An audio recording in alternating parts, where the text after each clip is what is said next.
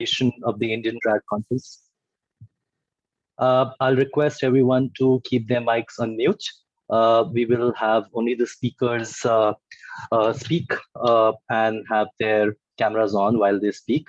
I would like to begin the conference by actually inviting the convener of the conference, Patruni Shastri, who would be giving us a beginning note on this conference. Patruni Shastri.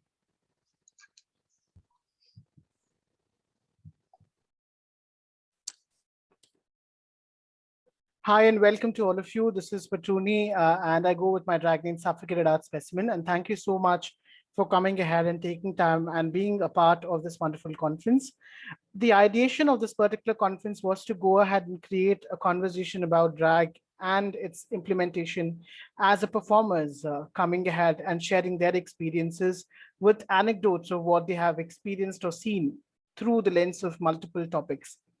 Today, we have been graced with some of the very well talented as well as wonderful drag performers of India and the world coming together to share their journey, their ideas of drag and what exactly makes them the perspective of performance as in drag.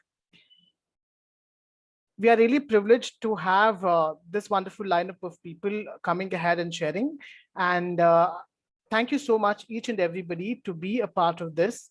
We hope to create this conference on an annual basis, both physically as well as virtually, time and again, to keep up the conversation of drag and its academic presentations time and again, to showcase and involve people and start a conversation to look into the form of drag and make it more equitable as well as, consumable by the audience. With that note, I would leave up to the wonderful host, Vaibhav, who has been a great kind of a support in curating this entire platform.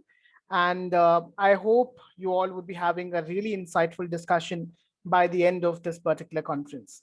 With that note, I'm signing off, Patruni Shastri. Thank you, Patruni.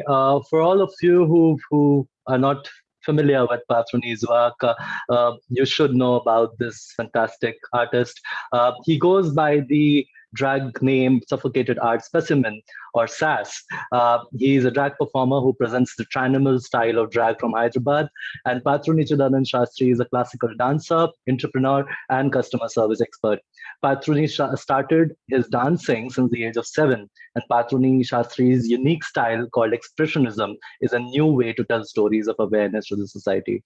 I think it was a great step to come up with this idea of the Indian Drag Conference, and I couldn't be more excited and honored to be a part of something this beautiful happening for the first time in this country.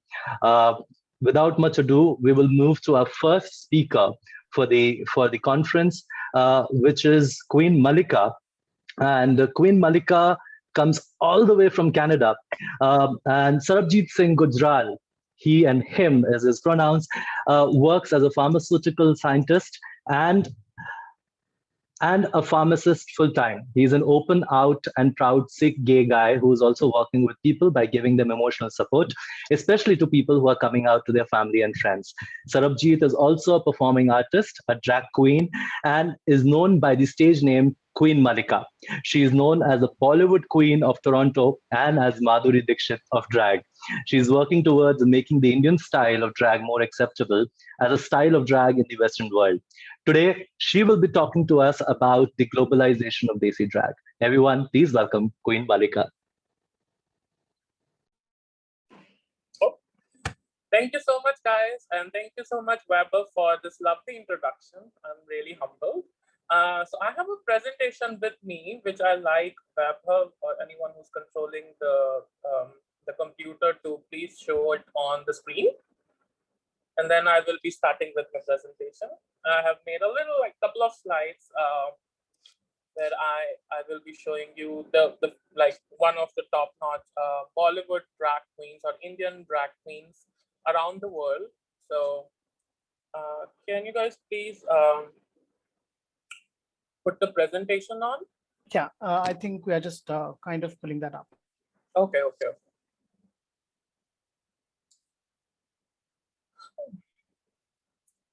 Well, Vaibhav, could you check your messages? I guess it will gonna take some time, so I will kick in the drag queen persona I have, and try to oh, here's the screen. Okay, never mind. The screen is on. I cannot see myself, but it's absolutely fine. I hope you guys can hear me.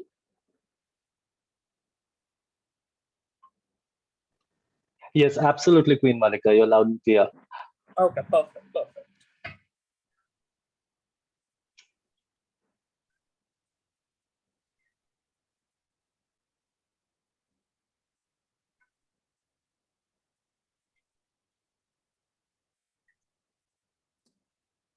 Okay, so we have the presentation on the screen. I won't be visible to you people, but just imagine me in your heads that I'm there physically and you're looking at me moving. It's absolutely fine. So anyway, starting off with my presentation, the topic of the presentation is global representation of Indian drag around the world. And I am your speaker. My name is Queen Malika, and my real name is Sarabdeep Singh Gujral. You can also call me Sam. So before going and showing you the queens who are representing Indian form of drag, I should tell you about some of the observations which I have done. So if you think about the number of queens who are doing Indian style of drag outside India have actually outnumbered the number of queens who are in India right now. Because see, in India we have like a number of queens around like 40 to 50, like who are like known as drag queens, and people know about them. But outside of India, we have much more number of queens who do perform as South Asian drag artists around the world. And the countries I'm focusing on today are US, Canada, Australia, New Zealand, and UK. So from these 5 countries, we have most number of artists who call themselves as South Asian drag artists. And there are few other queens whom I know, and they are from like other parts of the EU and the rest of the countries we have. So going on to the global representation, I would like to switch to slide number 2. So recently, Priyanka became the first South Asian queen to be ever part of Drag Race franchise. And that Drag Race franchise is Canada's Drag Race. And surprisingly, she won that season, making her the first South Asian queen to be on a Drag Race franchise and winning it. So that gave all the artists around the world who do drag in an Indian style or the South Asian style a boost and recognition instantly. So interestingly, many people don't know about it, but Priyanka and I started the drag scene in Toronto around the same time in 2016, 2017, and we started performing in the same club actually, and then yeah, knowing that my sister went on Drag Race and winning it made me so much proud. Live stream. Sorry, there was a update. Anyway, so after winning Drag Race, of course, she went to do. Can you please turn to slide 3? So after winning Drag Race, she became one of the cover girls of LA magazine in Canada. It was actually for this month's cover page. She was like the cover model of it, and taking all the support and love which people have given her and her style of drag, which is of course in like South Asian influence drag, given all the rest of us queens a really proud moment to support and to showcase our talents in much different ways. So, so she was, so of course, as said before, she became the first South Asian drag queen to be on Drag Race. And now, because she's from Toronto, Canada, so I will be talking about, or I will be telling you about the queens who are South Asian artists in Canada first, and then we will talking about queens from other countries as well. So going on to slide number 4, we have, can you please turn to slide number 4, please? Thank you. So we have two really good friends of mine. One is Sanjana, she's from Toronto as well as Bombay. I know that Bombay is actually from Bombay, India. So she was born in India, and then so do I. I was born in Delhi, and then I moved to Toronto, while Bombay, born in Bombay and went to Toronto. So just just a quick fact. So of course, Bombay being all this creative goddess, giving all the nice what do you call that, Paris Fashion Week kind of drag style, while Sanjina, being a Fijian, of Fijian descent, have the Bollywood side in her, and her performances. If you have seen her perform, she's the the powerhouse of the performance. So definitely check them out both. You'll just search their name on Instagram, you'll find both of them. Going on to slide number 5, can you please turn to slide number 5? We have Sush Patel. Now, when I started doing drag, I didn't know about her, to be honest, because because when I started doing drag in 2016, I was I was the only one doing the Bollywood style of drag, and then Priyanka joined me, and then we had more people joining in into the drag scene of Toronto, making it much more diverse. I didn't know that Sush Patel actually did Bollywood style of drag way before me. So she used to perform in 2000, 2001, 2002 era. And then one day she suddenly just stopped performing. And then there was a very big gap where there was no representation of Indian style of drag in Toronto. And then I picked it up in 2016, 17. And then, now there is a constant visualization of Bollywood drag in Toronto and around Canada as well, because we definitely go around and perform. I have another performer. Her name is Mango Lassi. She is Pakistani Canadian, and if you'll check her Instagram, she is that makeup girl, which give you all the makeup styles, different, very elegant, very posh, very high fashion style of drag Mango gives. Please do check them out. They are really amazing and very talented. Going on to slide 6, we have Jolene, who is, please turn to slide number 6, please. Next one. So we have Jolene. She is number 6. Yeah. So we have Jolene, who is from Punjab, India, and moved to Toronto like 5 years ago. Not in Toronto. She moved to Yukon.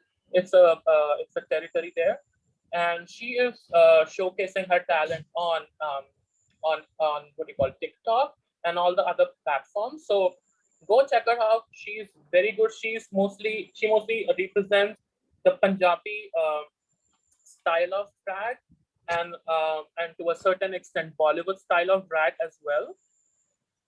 This is not the slide. I'm on slide number 6. A little back.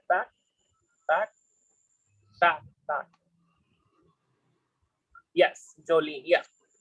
Then we have Bijuria. She is half Indian, half French, from Montreal. I met her. She's hilarious.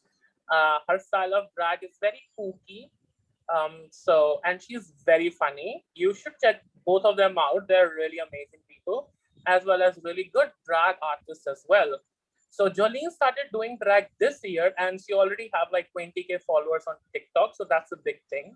I'm definitely not a TikToker, so don't check into my TikTok account. You won't find anything. Going on to, so these were the queens from Canada. Now, if I have to spill some tea here, I won't gonna tell names, but I'm gonna tell you guys that it has been speculated that there is one queen out of all of us, and that includes me as well, that another Bollywood queen have made it to a show, a reality show. I'm not gonna take the names again. And probably soon you will be finding another similar face which I have introduced to you on a reality TV drag show. So that, you know, again, gives us another visibility to the masses. So that's a good news. Now, going on to the people, the drag artists we have in US, we have Lala Gulabi and Lal Batti. Yes. Um, I haven't met both of these, but I have talked on like Instagram and such. I have seen their Instagram profiles. Lal Patti is an amazing performer, really sweet. She's a scientist as well, just like me, doing research on cancer. So amazing performer. Lala Gulabi, again, an amazing performer, sweet person, very humble, you know, very genuine. So I love things about Lala Gulabi. And of course, Lal Batti can speak Punjabi, just like me. So that's a very good thing that, you know, us people can speak our own languages while we are performing. So when I perform, usually I speak in Hindi, Punjabi, Urdu, and English as well, and a little bit of Pashto. So that's a fun fact. And then moving on to the next slide, we have Chutney. Oh, and then Kamini Sutra. I guess I didn't write her name. Sorry. There's the one in the black in the front with the beard. Her name is Kamini Sutra, and then we have Chutney as well, who's sitting just next to Kamini. Really sweet people. I have met them both in Toronto. Uh, really nice people, really nice performers, funny performers, both of them. And then we have Sundari. She's, I guess, one of the older drag queens in the US, performing in the US. I've seen her drag, really polished, really old Bollywood style. Amazing performers. Do check them out. Also, now you will be seeing why I'm showing so many drag queens per se. The main reason for that is that the drag queens have outnumbered drag kings. In reality, that's why there are more number of drag queens which I can name right now who are performing Bollywood style of drag. And then there are the very limited number of drag kings who are there. But still, there are a few which I will be taking names and I'll be showing their pictures, of course. Moving on, the next slide, we have Asifa Lahore. She's Pakistani Indian. Pakistani UK citizen. She was, I believe, she was the first Muslim drag queen from Pakistan who was featured on national TVs in the UK. So really, really a nice person, really humble person, amazing. If you like listen to her talk, she's really nice, really sweet, really humble, knows a lot of things, how things or how, if you just like listen to her, she's really interesting. That's what I want to say. Then we have Abhijit, again from US. If I'm not wrong, she might be the first queen from Indian descent to be on like RuPaul's Drag Race, the US version, the actual version of Drag Race. I hope she will be on it. I will be like more than happy to see her on stage. Really interesting. She can read people to, like she can read people to fill. That's what we drag queens say. So really nice performer as well. Then we have Lucky Roy Singh, a Punjabi drag queen, Laila Gulabi from again US, really sweet person. Karma Sutra, I guess she's like one of those Barbie doll drag queens whom we all know and love. Then we have the mother, Lahore, Rajasthan. If I'm not wrong, she's one. She's mother of so many Indian drag queens as well. And she's been doing drag for more than I guess 10 years, if I'm not wrong. Go check her out. She have like a couple of solos as well on YouTube, and those solos are hilarious. Like they're the parodies of like the famous songs. Hilarious, hilarious, hilarious. You need to see her perform. But she makes the performance hilarious. You know, that's what her persona is. Really sweet person, really knowledgeable person, and I came to know about her that she's a professor in a university as well. So being a professor as well as doing drag, as well as being so much talented, like hats off to her. Go check her out. Now coming on to the next slide. So now we have discussed most of the drag queens whom I have personally known. And there are like so many of them. I can, if I start showing you the pictures of like all the drag queens, I literally have to sit here for like hours. These are some of my favorite people, and the people whom I have worked with as well. So that's why I had to like narrow it down to fit the 15-minute criteria. So if like if you guys are not there, like the performers who are like from South Asia, I'm so sorry. I only had like limited amount of time to present, so that's why I have to cut down the number of people I can show in the slides. Now going on to drag kings around the world. So we have Roti Boy and Jawan Chopra. These two are like one of the top-notch drag kings of South Asian descent. Jawan Chopra, if I'm not wrong, Jawan Chopra is from Nepal and currently lives in US.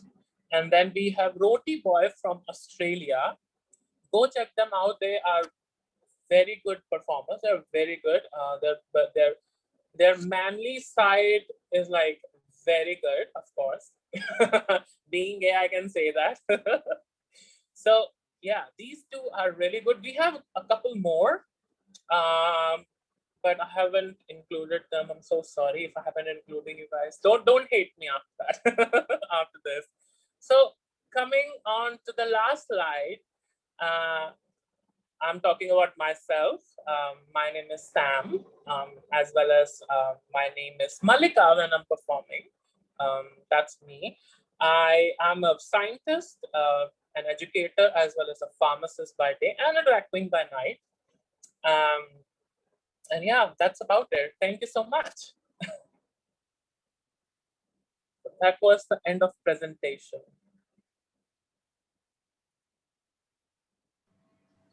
Thank you. Yeah, that was amazing. There was a summary of all like the drag queens around the world. Of course, I haven't included a lot of people. Thank you so much. I haven't including, so we have Gia on the screen right now, and Miss LaBeija. I mean, I haven't included, she belongs to the LaBeija house, one of the most famous houses in US. I happened to talk to her yesterday on Instagram, and then we didn't know about each other. That's interesting, right? I was like, how come we did not? Exactly. Meet in New York. So baby, don't mind I didn't included you here, but because you are in India, that's Absolutely. why. Otherwise, I would have made you the poster girl of my presentation. You know I would love that. Of course. So, any questions? I would love to have questions from the readers, from the viewers.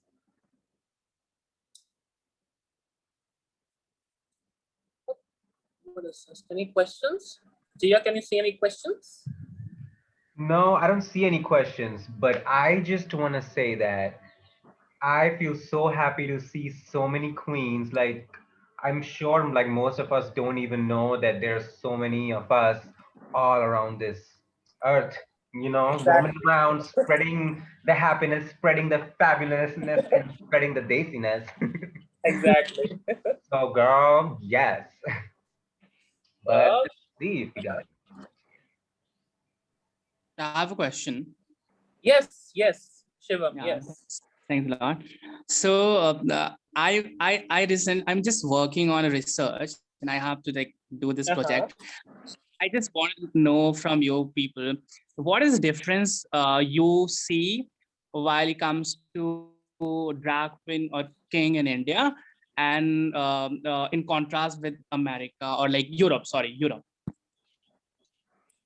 What is the difference So you can see? you repeat so what difference I see Yeah. between, sorry, your voice was a little hazy, so I couldn't Okay. understand it properly. Can you please repeat the question?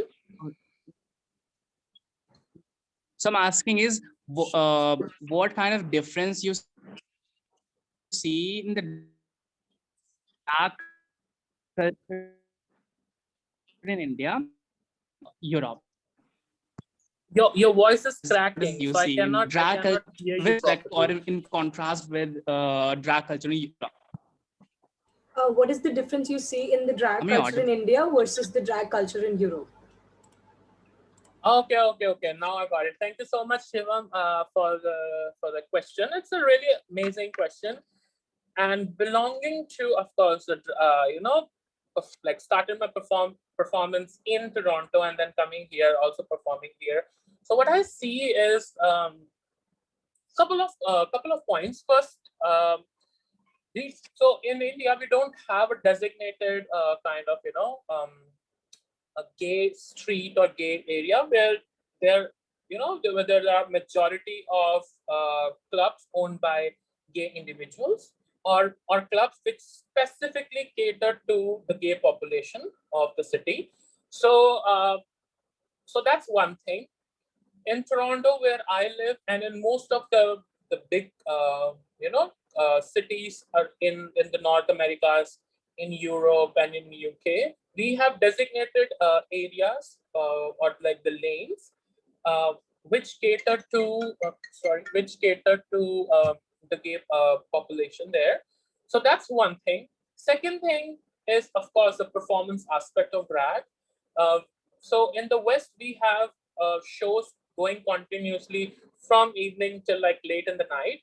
So that itself makes a lot of difference, because in India we do have drag performances, but they are not as extensive as we have in the West. That's another thing. Second thing, the third thing is, in the West, drag is considered as an art form, right? While here in India, do now many people know that drag is an art form, but still people confuse drag queens as transgenders. So the acceptance level in both like in India and the rest of the world is different. So that's the third or fourth thing. I don't know how many points I've said.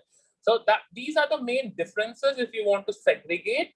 Then of course, like the number itself, we have huge population of drag people doing drag in the West, while in India we have like still a very limited number of people, you know, want to perform as a drag artist. So seeing the number of population we have and the number of artists we currently have who are drag artists in India, and drag artists means drag kings and that drag queens, like both of them combined. So we have very limited number in India. So that's like the couple of points, and then yeah, these are like the major differences I can point out right now. So yeah, that was my answer. Any Oh, other questions we have? Can yeah, hi Malika. I wanted to know. Hi. I am Ashish. I am also a drag queen. My drag name is Kamsin Hasina. I wanted to Hi, know. Kamsin. Do you feel Indian drag queens get fewer gigs and get paid lesser as compared to white drag queens when they're performing outside India? Is there a discrimination where Indian drag queens get paid lesser or get lesser gigs, or there are equal? Um, I mean, see, it all depends on personal experiences. Me performing in Toronto for almost 4 5 years, I cannot say that specifically because whatever the booking fee is for a club, or at least where I perform at these Alcove and Rico. These are like the two major clubs which are, where I perform, and then of course depending on the booking, I do like a couple of gigs here and there. So for those clubs, we have a very standard protocol that this is the money you're gonna get, and then on top of it, people are very generous to tip drag queens, right? So I personally haven't faced any discrimination. I cannot say about other people who have, faced this kind of discrimination. So I am not aware of it. So I cannot, I cannot say anything about that. But yeah, I mean, in most part, I haven't seen any discrimination based on like how much money you're gonna get and how much money a white queen gonna get. So that's pretty much similar in both the situations. It depends on how good your negotiation skills are. Most of the time, the club has a fixed budget. So, like for those clubs who run shows like from evening till like late in the night, so they run on budgets. They don't run on how good your bargaining skills are. But in India, I know because the number of shows they are very limited, and we can actually negotiate in India as for to how much money they're gonna pay the drag queens to perform. So that's like two big things. I mean, if there's a case where you can negotiate, then maybe that's possible. I am not aware of it, but if you ask me, I haven't seen this kind of discrimination as well as far as payment is concerned. You do see a little bit of like a thing for like when it comes to tipping. So like, of course, if I'm doing Bollywood number, guess what? I get tipped more than white queens. So there's always a catch. Like I go out and like starts collecting money, and at the end of the show, I have like so much money, while the other queens are like, "Wait, bitch, did you get so much money?" I was like, "Yes." So of course, there's like a difference in the tipping pattern, because Bollywood drag is kind of it's not like the go-to kind of style in clubs. So when you do see and when you do love the performance, so you'll get lots of tips. So that's my suggestion.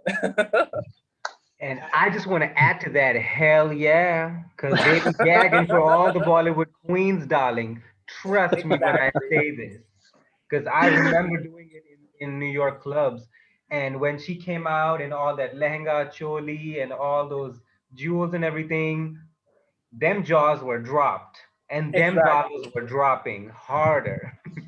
Okay, so yeah, and it's not Beautiful. just about the white queens. We got all sorts of colored queens, honey. So, yep, just wanted to add a little bit in Exactly. that Bollywood does that sizzling in America because it's new, it's different. Every Yeah. queen does not do that. You don't see that every day. So, whatever is different always pays you. Exactly. And thank you so much for adding that, Gia, because we both have that, performing in the West experience. So we can say that because they do love a Bollywood number. I mean, you do Dola Re Dola, you do Oh, Aja Natsla, you do like all these upbeat songs. And white people who don't even know about Bollywood, they're going to start loving the oh yeah. performance, because Like, we look so glam, and the dresses and, the music, and then people start giving shots. Here you go, have a shot. Here $20. Because we in Canada we don't have like a dollar like US. We have like $5 and $10, 20 and 50 and 100.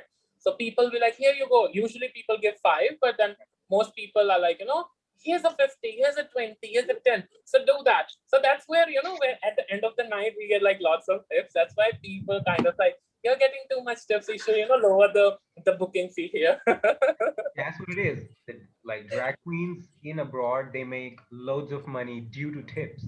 And Yeah. that's one thing that we miss in India is the tipping culture. There is no tipping culture here. Yeah. It's never been here. So we were talking about this the other day that we need to do something to introduce this tipping culture, because people have to pay to get into the clubs, like 500, 600 rupees. Everyone doesn't have that kind of money, and then after they've paid 500, 600 rupees, bitch, I ain't gonna tip shit. Paid. See, Well, that's the difference, because the clubs there are free, most of them. The Exactly. clubs there are free, right? They are only making money off of the drinks you buy and the things you pay to the queen. So the tips you give to queen belongs to the queen. They don't belong to the club. So that's the difference. Yep. Oh, I should point out, because some people were like, we are gonna take share of your tips. And I'm like, no, Yeah, no, and you don't take nothing from the queen. exactly. No. absolutely amazing. Thank you, Queen Malika. Thank you, Jia. It was this beautiful, insight to the globalization of Indian drag. I think we still have more questions coming in, but for the paucity of time, I will request people to just keep questions coming in the chat box, and our panelists and the speakers will be happy to answer these questions. I'll quickly move on to our next speaker. Our next speaker is the queen who represents the aesthetics of Bollywood. She's funny, she's quirky, and she's full of surprises. Her strength is her audience, and she's not here to please, but to make a point with her collective collaboration. Everyone, join me in welcoming our next speaker of the Indian Drag Conference, Miss Benji, who will be sharing her thoughts on the influence of Bollywood on Indian drag. Miss Benji, everyone.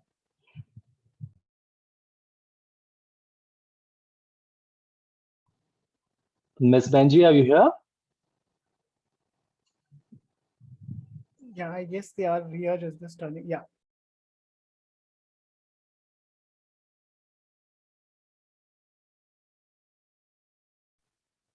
Can you hear me? Yeah, we can hear, but we can't see you. Okay. Hello. I just wanted to make an entry. And it's so difficult to handle everything on. So yeah, that was a failed entry, but nevertheless, I tried. So yeah, hi everyone. My name is Vinay Joshi, aka Miss Benji. I am an Indian aesthetic drag queen who performs here in India.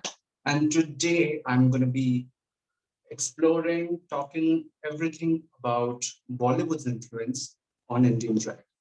So, yeah, so my personal journey is when I started drag, I was looking around at other drag performers that are there in India. One thing I noticed is like maybe, the influence of the RuPaul's drag race that is there. So a lot of queens were more focused on uh, English numbers, Western performing, Western clothing, and makeup, hair, whatever, whatever. Um, I really like when I first went to the drag show. I really enjoyed it. I was like, wow, what is this? What is this?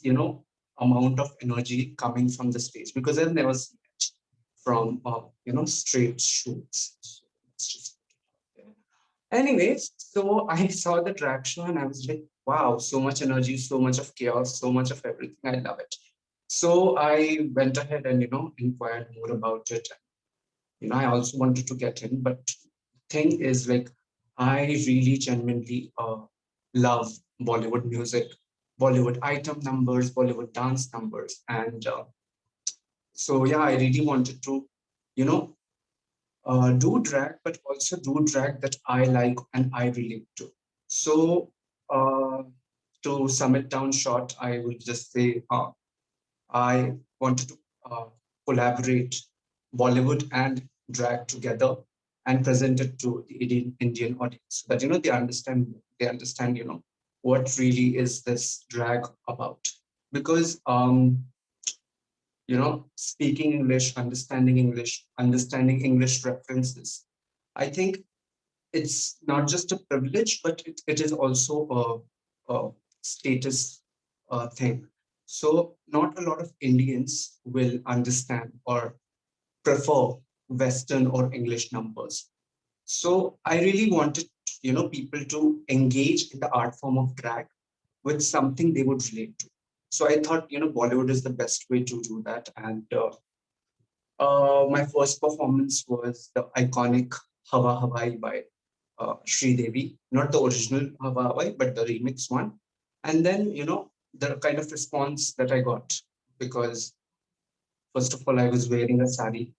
Then I was doing it on Christmas on a Hawa Hawaii song. So even I didn't know how I would make sense of it to other people if they asked me. But I did it anyways because listen, we all love Rekha, we all love Madhuri, and we'll come back to that later. But yeah, I got such a nice response.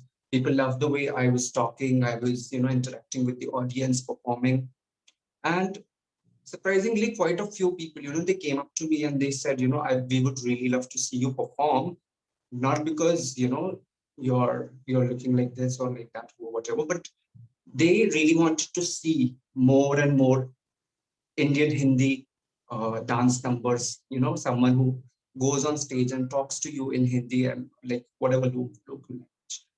So coming back to the point, which is Bollywood's influence on Indian drag, I think Bollywood has a huge influence on the Indian drag we do, because when we think of drag, when we think of the art form of drag, one thing we think is extreme femininity. It's like normal female women have a certain femininity. We go beyond that as drag queens, because it's at the end of the day, it's stage performance. It's for presenting your femininity in a way so that people understand it and enjoy it as well. So exaggerated femininity, and second of all glamour and chum chum chum chum chum. So if you just like right now also, if you just put on YouTube, like Indian item numbers, you will see highly feminine heroines and wearing all these chum chum saris, lehengas, whatever. And okay, so yeah, so it's, if you see even the makeup, like the eyes and the lips and the everything they do, it is so much of drag, and it's like it's similar to watch watch or expect uh in a drag show basically. So Indian Bollywood has, so first of all, current situation of India, I will tell is the drag performers that are there for performing in India, they are mostly gay men who participate in the form of drag. So let me tell you about Indian gays. Okay, the thing is, okay, it might not apply to everyone, but the thing is, they might show that, listen, I only listen to Lana Del Rey. And, if it's not Taylor Swift, no babe, then how will I buy? They say all this shit to you on your face, but the moment they go back to their home, alone in their room, they want to play Munni Badnaam Hui or Shira Ki Jawani and dance to it. That is the reality of it. So I thought, why not bring that out on the stage? Because, like, see, we as Indians, the majority of Indians, we are not born speaking and understanding English from a very early age. So our source of entertainment is whatever we see on TV, whatever we see in movies, right? So imagine a gay man who is feminine in nature. He will derive all his inspiration of being feminine from someone he sees on TV or movies, whatever, etc. So imagine a small boy growing up looking at Madhuri, Sharma rahi hai, and then the way she delicately, speaks to people, and then she has this aura when she talks, and let's not, let's not forget the way she dances. That's a totally different topic together. So, these are the small things that the young gay boys, they are watching and they want to incorporate in themselves. But, because we live in India, it's not very possible. Like in early days, the 90s kids and like the early 2000 kids, it's not very possible to, be totally who you are and, express yourself. Like, you cannot just go out there as a child, like, 8 and 9 year old child, lehenga pehen ke, theek hai, I'm Madhuri Dixit, and now I'm going to dance on a church.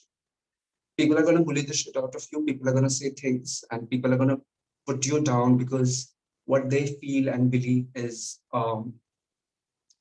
you are bringing the culture down, and you are, basically India ka naam kar rahe ho. But the plot twist is that India was the country where, drag and all this cross-dressing originated from. If you, go back to the mythological books, like if you read Mahabharata, you will know that the Lord Krishna has done drag. So till this date, I don't understand that how, cross-dressing or doing drag is out of Indian culture or it's a Western culture.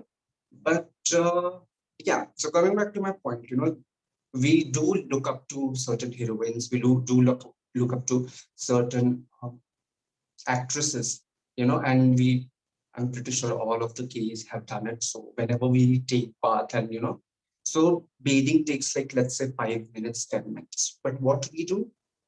We take the towel and put it here and pretend like, we are hiding this. And then in front of the mirror, we are like, oh, yes. If you have that in you, if you want to perform like that, if you want to present yourself like that, why are you hiding it and doing it in bathroom? Why are you doing it in a closed space where no one can see you and no one can appreciate the talent that you have? Who knows? As a matter of fact, who knows that this dancing and this expression of art, so sorry for the easy background music. So this dancing and singing, whatever you do, full of this one piece moment going with towel, that is actually your talent, and that is something you could, develop your life on, right? Because who knows you're a great singer, who knows you're a great dancer, but to be the, amazing dancer or singer or comedian, whatever you want to, get in a certain character. You want to dress up a certain way. You want to put makeup on. Why is it wrong? So, coming back to that, why is it wrong is the way Bollywood has portrayed the members of LGBTQIAQPH community in the media. Big Boss ho gaya, earlier seasons of Big Boss ho gaya, then certain movies. I remember there's this movie where they purposefully added a gay joke. Like there was no relation, कुछ context नहीं है, वो scene नहीं होता, फिर भी the movie would have been a flop. But they deliberately added that homophobic joke. They deliberately add this transphobic joke because they think it's funny. They think people's sexuality and their gender expression is funny because it's different and they don't understand. So all these things somehow really affects your confidence, somehow really affects your innovative ideas and things which make you unique from others. Because I remember like when I started drag for the first time, which was in 2016 in my college, where I did Pinga in front of the entire college, and it was not even my own branch. So I was doing bachelor's of engineering, but I performed for MBA students. So they asked me ki humne aapka naam bula diya hai, you please come and perform whatever. I'm like, you said come and perform whatever, so that was the first mistake. So yeah, then I arranged all this nawari, a person who will do my makeup, wig, everything, and then it just went. Me, my mother, and this gay friend of mine who now is a trans woman. We three of us, pura se ready hoke main, in complete drag. I drove 10 kilometers from my house to college to perform.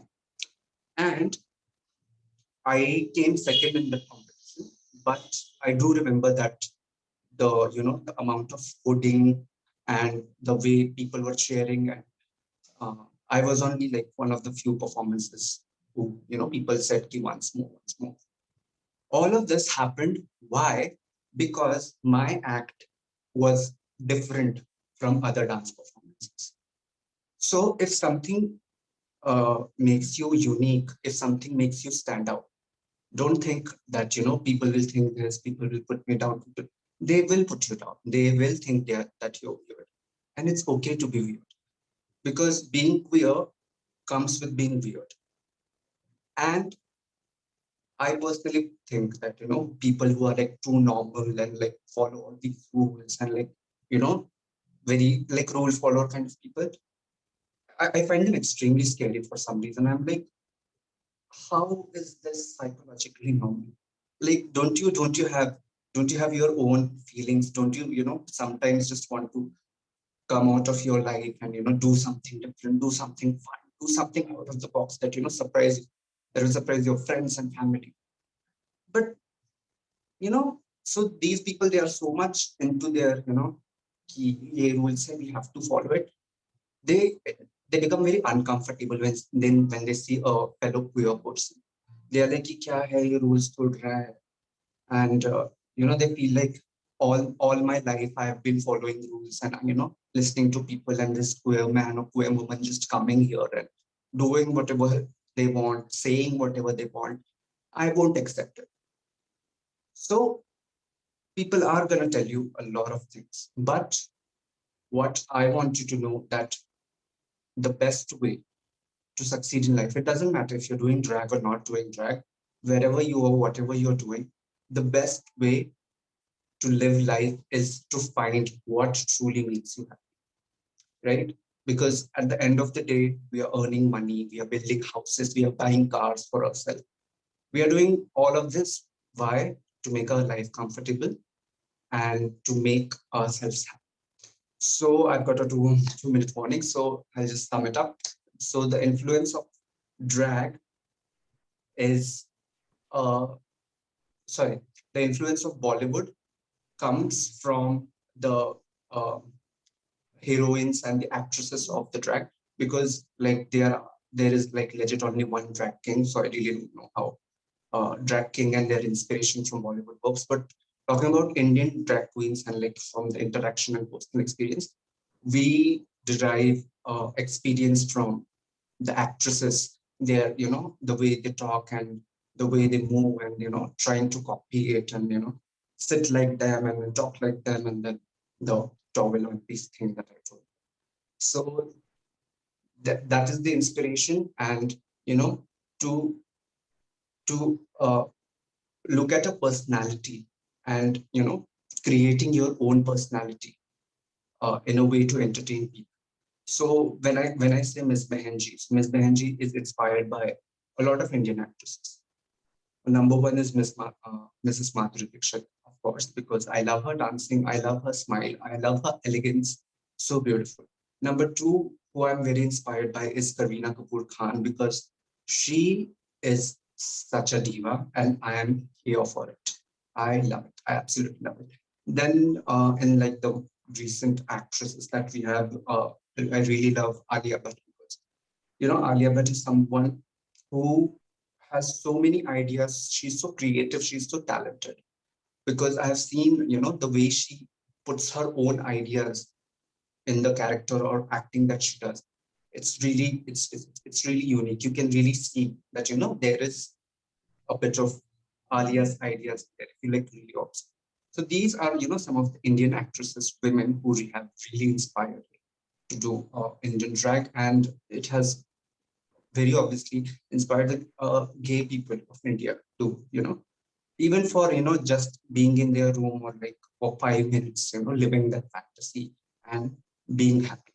Like just imagine like the entire day you're in office, you have to pretend like you are a certain way, you sit in a certain way, and you talk a certain way.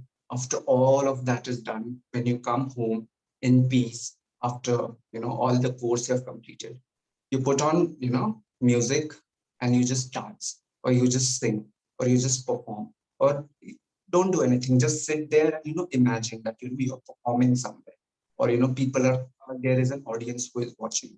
So yeah, so that is something which is the reality, but a very few people are coming forward and doing that sort of Bollywood representation of drag or representation of drag in general. So I really hope I was able to cover the topic and make people understand and get a little insight on how Bollywood is influencing the Indian drag. So I would love if anyone of you have any questions or appreciation for me. Thank you, Ms. Benji. That was beautiful. If there are any questions from the audience, you could go ahead and shoot to. So we have a question from Rashmi. Rashmi, you could unmute yourself and put on your video and shoot the question. Hello. Hi. Am I audible? Yes, you're audible. All right. What I wanted to know was, when you perform, what is the age group of the crowd that you get, and if there is any difference in the socioeconomic status of the people who actually attend the shows? Right. So generally when I so far where I performed, it's a club associated to a 5-star hotel. So naturally we expect people who come from a certain economical background. So yeah, it's basically like if you can afford the entry ticket of the club, then you can come and watch the show. So it's generally 19, 20 plus people till 40, 45 is my audience. Thank you so much. Thank you, Rashmi, for that question. Here? Sure, go ahead, Queen Monica. So, so when we say the demographics, so in the West, I guess Gia will also agree to it. So so in Toronto or in Canada in general, you have to be 21 to enter the clubs. So I have seen people as young as 21 entering the clubs, and I have seen 82-year-old man doing performance. So we have like a wide range of people who come in. So I have seen people, I guess, who was like 90 or like 91 probably. So I have seen like really like aged people as well in the club. So I have performed for like a huge array of like the age difference. On top of it, when we do like performances on like outside the club, so we have like shows sometimes on the roads, like we are outside the clubs. So we definitely see like very young children, close to like 5 or 6 years of age, enjoying our performances during Pride. This happens like very commonly during Pride week, oh sorry, the Pride month, because we host our shows like performances outside the club area, so on the roads and on the free areas where like people can sit on the ground like in a park. And then we have people like very young children enjoying our performances to like very old people. So like in Canada especially, we have like a huge, like we can literally like have children in our watching us perform, and like very old people perform, like watching us perform. So that's like a very big age difference in the viewership. In India also it's the same, because it's a bar, so alcohol is involved. So 21 is the age bar, but India, people sneak in if they want. Thank you. In New York too, honey. The kids, yeah, they are crazy in New York. They will sneak in. You talk about 21, 18, 19, they get in. They find a way. And especially as ballroom kids, honey, no one can stop us. If we want to go twirl, best believe we will. But yes, that is true. Demographics, I've seen a lot of old queens too, because there were in US there are so many queens that come from the 70s, because the thing in US or in other countries has been going on for a very long time. This fight has been going on for a very long time. So there are people, there are queens from that time, and they still want to come to the club and experience these shows and enjoy performances and balls. So I just wanted to add a little bit. Thank you. Thank you. Thank you, Queen Marika. Thank you, Gianna Vijay. Thank you, Ms. Benji. It was beautiful. Do we have any more questions from the audience? Please keep them coming in the chat box. And thank you, Ms. Benji, for that insightful talk. It was really, really inspiring to, hear the influence of Bollywood in the Indian drag art scene, for that matter.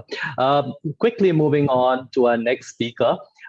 We would be, before I go on to our speakers, I think the Indian Drag Conference has been supported very graciously by some of our sponsors. I'm going to quickly give a shout out to Bunic, Flirt Diamonds, Kuchi Berry, Blue Raccoon Workshops, our takeaway partners, Nations Rock Beat, our ticketing sponsors, PTM Insider.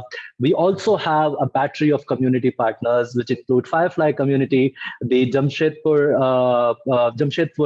Pride, we have Mobera Foundation, we have Zig Festival, and then we have AM to AM. So thank you all of you for supporting the Indian Drag Conference. And with that, go ahead. I would just like to say thank you so much for having me. And it was a great pleasure to talk to you and everybody else who is present here. And if you have any questions, if you want to talk to me, please feel free to reach out to me on my social media handle, Instagram. It's @Miss Bhanji. Please follow me. And yeah, thank you so much for having me. Yeah, please continue. Thank you. Thank you. So all of you people out there, if you have any questions, please feel free to reach out to every single drag queen who's there on the speaker panel, and of course the panel discussion that follows. Without much ado, I'm going to quickly introduce you to our next speaker. Our next speaker is Saransh Sugandh, who likes to play with avatars. He is a filmmaker, researcher, and performer who has been invested in the ideas of sustainability, climate change, gender, and mental health for a while. The queer stage artist in him, Avatari Devi, was born in 2019 and performed to some rave reviews at the Rainbow Literature Festival the same year. Avatari works at Reimagining Londa Nach, a folk theatre from where men and boys dress as women. The theatre form is from their native state of Bihar.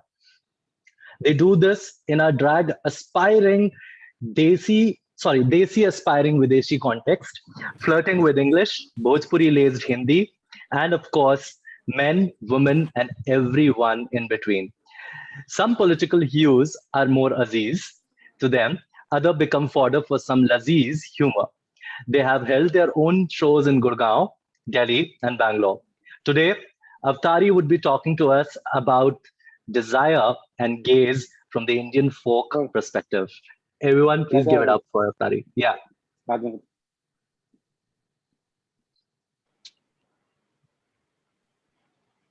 जी कोई बोल रहे हैं, कहा कि हम शुरू करें? Please, please. हो गए अभी, आप तो मेरा इंट्रोडक्शन इतना बढ़िया दे दिए। ठीक है वैभव जी, बड़े आप बहुत नीक लग रहे हैं आज, बहुत हैंडसम लग रहे हैं। आपको देख के हमारा मन थोड़ा तिलमिला रहा है। थैंक यू, हमारा भी मन उतना ही तिलमिला उठा है। अच्छा, तो शो के बाद जरा हम पूछेंगे कि कैसे मजाक में बोल रहे हैं, बहुत सीरियस होकर बोल रहे हैं।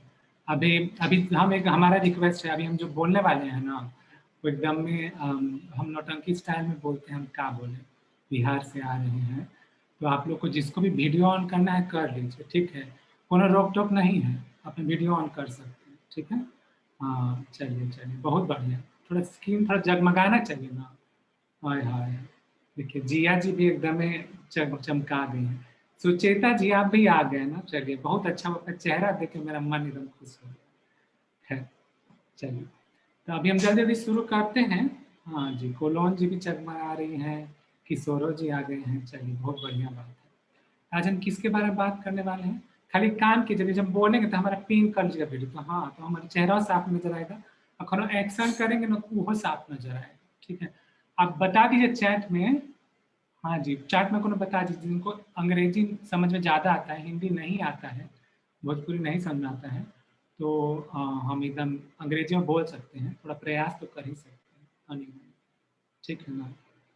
चलिए, अभी हम शेयर करते हैं अपना स्क्रीन। हाँ, शो शुरू होने वाला है, अपना दिल थाम के बैठ जाइए, ठीक है ना? चलिए, एकदम जिया जी। अरे कहाँ गया हमारा?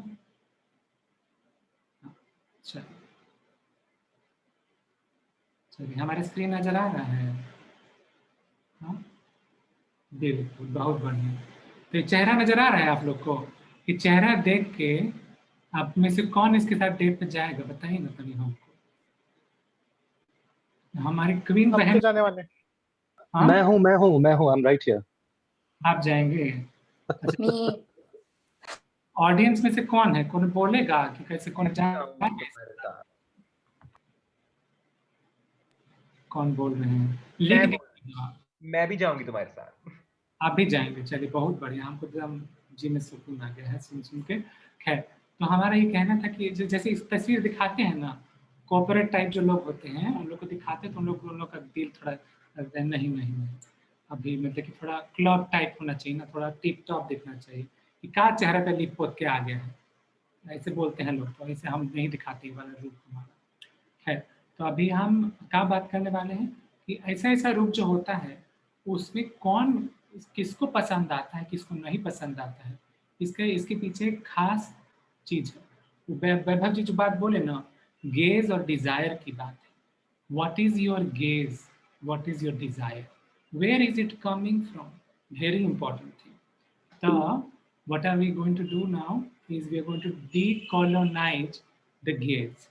ठीक है, decolonize, कॉलिन नहीं है, समझे? कॉलिन से जो कमरा साफ करते हैं या शीशा साफ करते हैं वो कॉलिन नहीं है, ये एगो अलग शब्द है, decolonizing the gaze। ठीक है, तो इससे decolonize करना होता है। ठीक है, तो हम बताएंगे, कोलोन से रिलेटेड नहीं है, पीछे से रिलेटेड नहीं है, decolonize है, अलग है। ठीक है, decolonizing the gaze lessons from लौंडा नाच, नीचे हम साइन मार दिए, हमरे हैं, ऐसे कि मेरे को क्रेडिट दिए, कहीं छापिएगा मत कहीं, समझे ना? है तो क्या बात करने वाले हैं, ऑब्जेक्ट्स ऑफ डिजायर।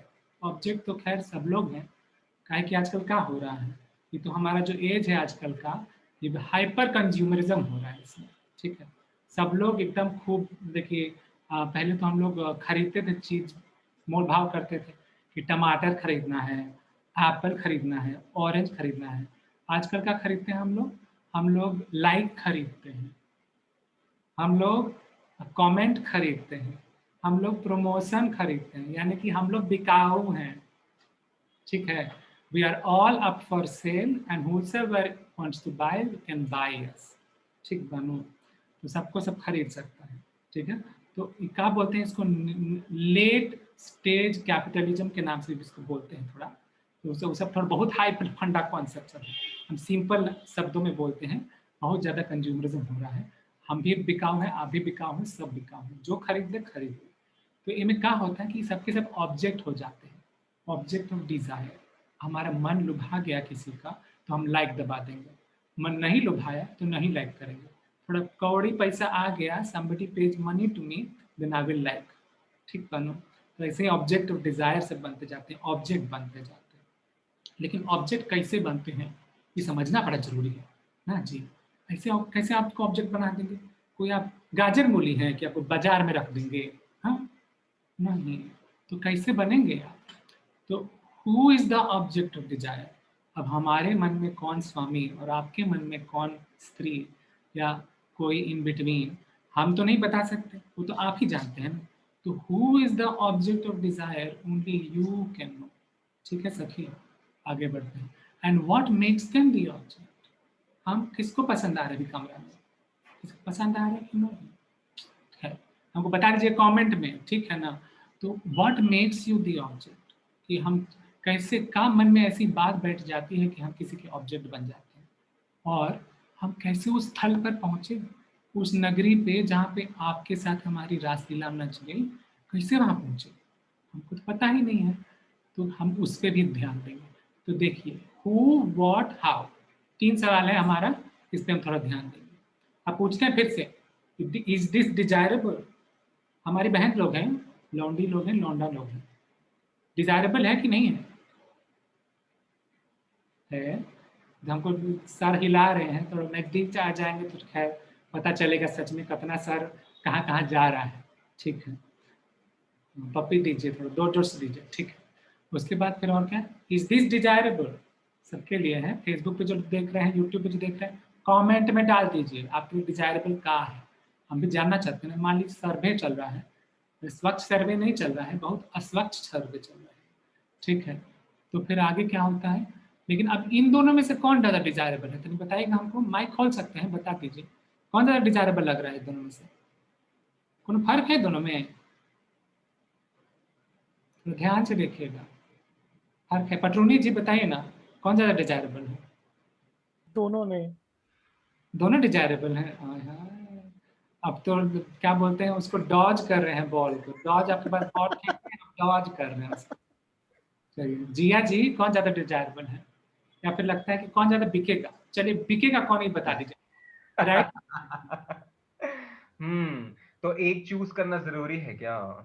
अरे भैया तो एक एक तो पर्सन है, उसी के लिए 2 को फोटो डाले हैं, 2 को पर्सनों नहीं डाले हैं। 2 में से एक चूज करना जरूरी है क्या?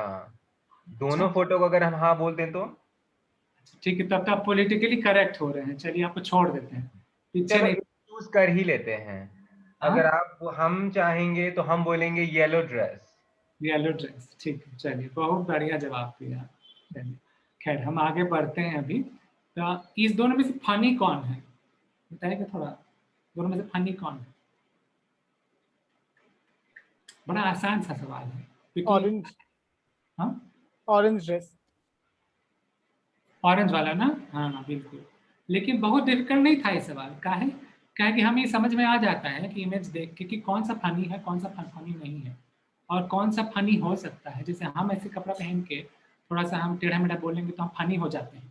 हाँ, और थोड़ा अंग्रेजी में हम लपाएंगे, अंग्रेजी में थोड़ा सा एकदम सख्त सख्त बोलेंगे, एकदम नरम मिजाजी से, तो फनी नहीं लगता है, ठीक है ना। तो खैर, तो फिर क्या होता है, एक्सिस ऑफ डिजायर है। इसमें एक्सिस ऑफ डिजायर क्या होता है, मैथ्स पढ़े थे ना, all those who have studied maths please remember maths, there is an axis here, there is an axis of masculine and feminine, ठीक है, and masculine is this side, feminine is this side. ये हम लोग को सिखा दिया गया था बहुत पहले, लेकिन आजकल क्या हो रहा है कि अब हम लोग को सिखाया जा रहा है कि मैस्कुलिन और फेमिनिन का दोनों एकदम दायरा बढ़ गया है, बीच में बहुत सारा दायरा हो गया, और एक्सिस ऑफ डिजायर जो है वो एकदम फैल गया है, ठीक है ना, तो बहुत ही फैला हुआ एक्सेस है, ठीक है। तो अब क्या हो रहा है कि हम लोग को सिखाया जा रहा है स्पेक्ट्रम के बारे में, कि मैस्कुलिन और फेमिनिन के बीच में बहुत सारा है, हम लोग सबके सब उसी पे बैठे हुए हैं, सवार हैं हम सबके सब जो इस कमरा में हैं, तो वहाँ अब उसमें कैसे कैसे सबके सब अपना अपना मन से इसको पसंद है चूज कर सकते हैं। लेकिन इसके पीछे एक लंबा किस्सा है, ये तो छोटा हो गया, किस्सा बड़ा छोटा हो गया है, और लंबा किस्सा में जाते हैं। तो एंड्रोजिनी जो है, एंड्रोजिनी के बारे में जो बीच में जो हो गया, मैस्कुलिन फेमिनिन देखे, इसके बीच में जो है वो एंड्रोजिनी हो जाता है, ठीक है। तो अब एंड्रोजिनी जो है हमारे फोर्थ फॉर्म में, जैसे हम हैं जो लौंडा, फोर्थ फॉर्म है, तो यानी कि लोक कला में लोग जो करते हैं, ठीक है, जो हम लोक कला है, क्लासिकल के बारे में नहीं बोल रहे, क्लासिकल वाला थोड़ा नाम जिनका ऊंचा होता है ना, वो जाके देखते हैं, वो जाके करते हैं। हम लोग जो थोड़ा सा आम भाषा में, जो आम लोगों में, आम नगरी में नाचते फिरते घूमते रहते हैं, वो करते हैं। उनमें कहा है, जैसे कन्नड़ा में जो गप्पा है, मराठी में जोगता है, असम में ओझा नाच है, गुरमर गान है, लौंडा नाच है बिहार में, ठीक है। ऐसे बहुत लोग हैं, हम तो सबको गिना नहीं रहे हैं अभी, तो पूरा पूरा कॉन्फ्रेंस बैठ जाएगा एक तरफ, ठीक है ना। तो कहा कि जो गप्पा में क्या होता है कि अब हम दिन भर कोनो रस्सियों काट सकते हैं, कंस्ट्रक्शन का काम भी करते हैं, रात में जाके हम जो गप्पा माई बन जाएंगे। ये लम्बा माई का हम पूजा करेंगे, और ये लम्बा माई का खूब लोग पूजा करते हैं, ठीक है ना। Everyone worships Yellamma, okay, and then men turn into women and they become Jogappa and Jogata, ठीक है। गुरमर गान जो है, ओझा नाच जो है, ओहो में उसमें भी आप मर्द है कि औरत, कोनो फर्क नहीं पड़ता है, आपको खाली एंड्रोजनी में ही रमना पड़ता है। और लौंडा नाच तो खैर हमारा स्पेशल है, तो उसमें क्या होता है कि लड़का लोग लड़की की तरह नाचता है, और बहुत ही सेक्सुअलाइज होता है। तो क्या होता है कि लोग बहुत देखता है, हमको ताड़ ताड़ के देखते हैं, हम लोग नाचते हैं तरह तरह के गाना पे, और सब लोग देखते हैं। तो एंड्रोजनी में देख लीजिए, ये है ये लम्बा लोग की बेटियां, ये लम्बा लोग की बच्चे लोग, तो ये हैं जो गप्पा लोग, ठीक है। ये है लौंडा नाच के एकदम सुपर क्वीन है। ये कौन है, रामचंद्र माझी है, 90-92 साल के हैं, फिर भी आज वो सज सज के स्टेज पे आते हैं। Today also he comes on stage and performs wonderfully, ठीक है बात। लेकिन इनके पीछे एक और किस्सा है, उस पर भी हम जाएंगे, ठीक है। तो अभी क्या हुआ कि जो गप्पा में भी एरोटिक डांस होता है, ठीक है ना, उसमें भी एरोटिक डांस किया जाता है, ठीक है। और उसमें एगो चीज है एरोटिक एस्थेटिक, ठीक है। तो मतलब कि हम योगिनी भी हैं, हम मोहिनी भी हैं, ठीक है। हम योगी भी बनेंगे, हम भोगी भी बनेंगे, एक साथ बनेंगे, ठीक है। तो ये जो बात है, ये बात जो क्या हुआ ना, जो ब्रिटिश लोग जो आए ना, उन लोग को समझ में नहीं आया कि उन लोग का जो रेफरेंस पॉइंट थोड़ा अलग था, थोड़ा अलग धर्म, थोड़ा अलग सोच, अलग विचार था। तो उसमें एडम ईव के बारे में सुनते हैं, एडम है, ईव है, बीच में क्या है जी, बीच में तो खाली सेटन है, सेटन डस्ट लेगा तो बस बच्चा पैदा हो जाएगा और कुछ नहीं होगा, ठीक है ना। तो वही चीज़ है। तो उसके बाद फिर अभी एडम और ईव का जो किस्सा है उससे इंस्पायर्ड होकर दोनों चीज़ अलग होना चाहिए। तो यही से जब ब्रिटिश लोग आए तो 377 हुआ, क्या हुआ उससे, और उसके बाद जो ट्रांस लोग थे वो तो चले ही गए, हिजरा लोग थे उन लोगों का तो पता ही नहीं चला। कितने लोग कास्ट वाले लोग थे, कितने लोग को तो बोलते कि तुम जन्म से क्रिमिनल हो, उन लोग पहले से बोले भैया तुम क्रिमिनल हो, ठीक है, नाच करना करते जो करते तुम पहले से क्रिमिनल हो, ठीक है। तो ये जो भावना है कि कोई योगिनी और मोहिनी और योगिनी और भोगिनी सब एक साथ हो सकते हैं, that you can be erotic and ascetic at the same time was completely alien to them, so alien that they like this cannot exist। बस हो गया, किस्सा वहीं पे खत्म। लेकिन फिर क्या हुआ, लौंडा नाच जो है उसमें भी हम लोग खूब नाचते गाते हैं, उसमें भी हम लोग, खैर उर्दू थोड़ा लोअर क्लास कास्ट के जो लोग थे हम लोग में बिहार में, उन लोग का ही ये ज़्यादा, उन लोग का ही ज़्यादा सेलिब्रेशन वाला चीज़ था।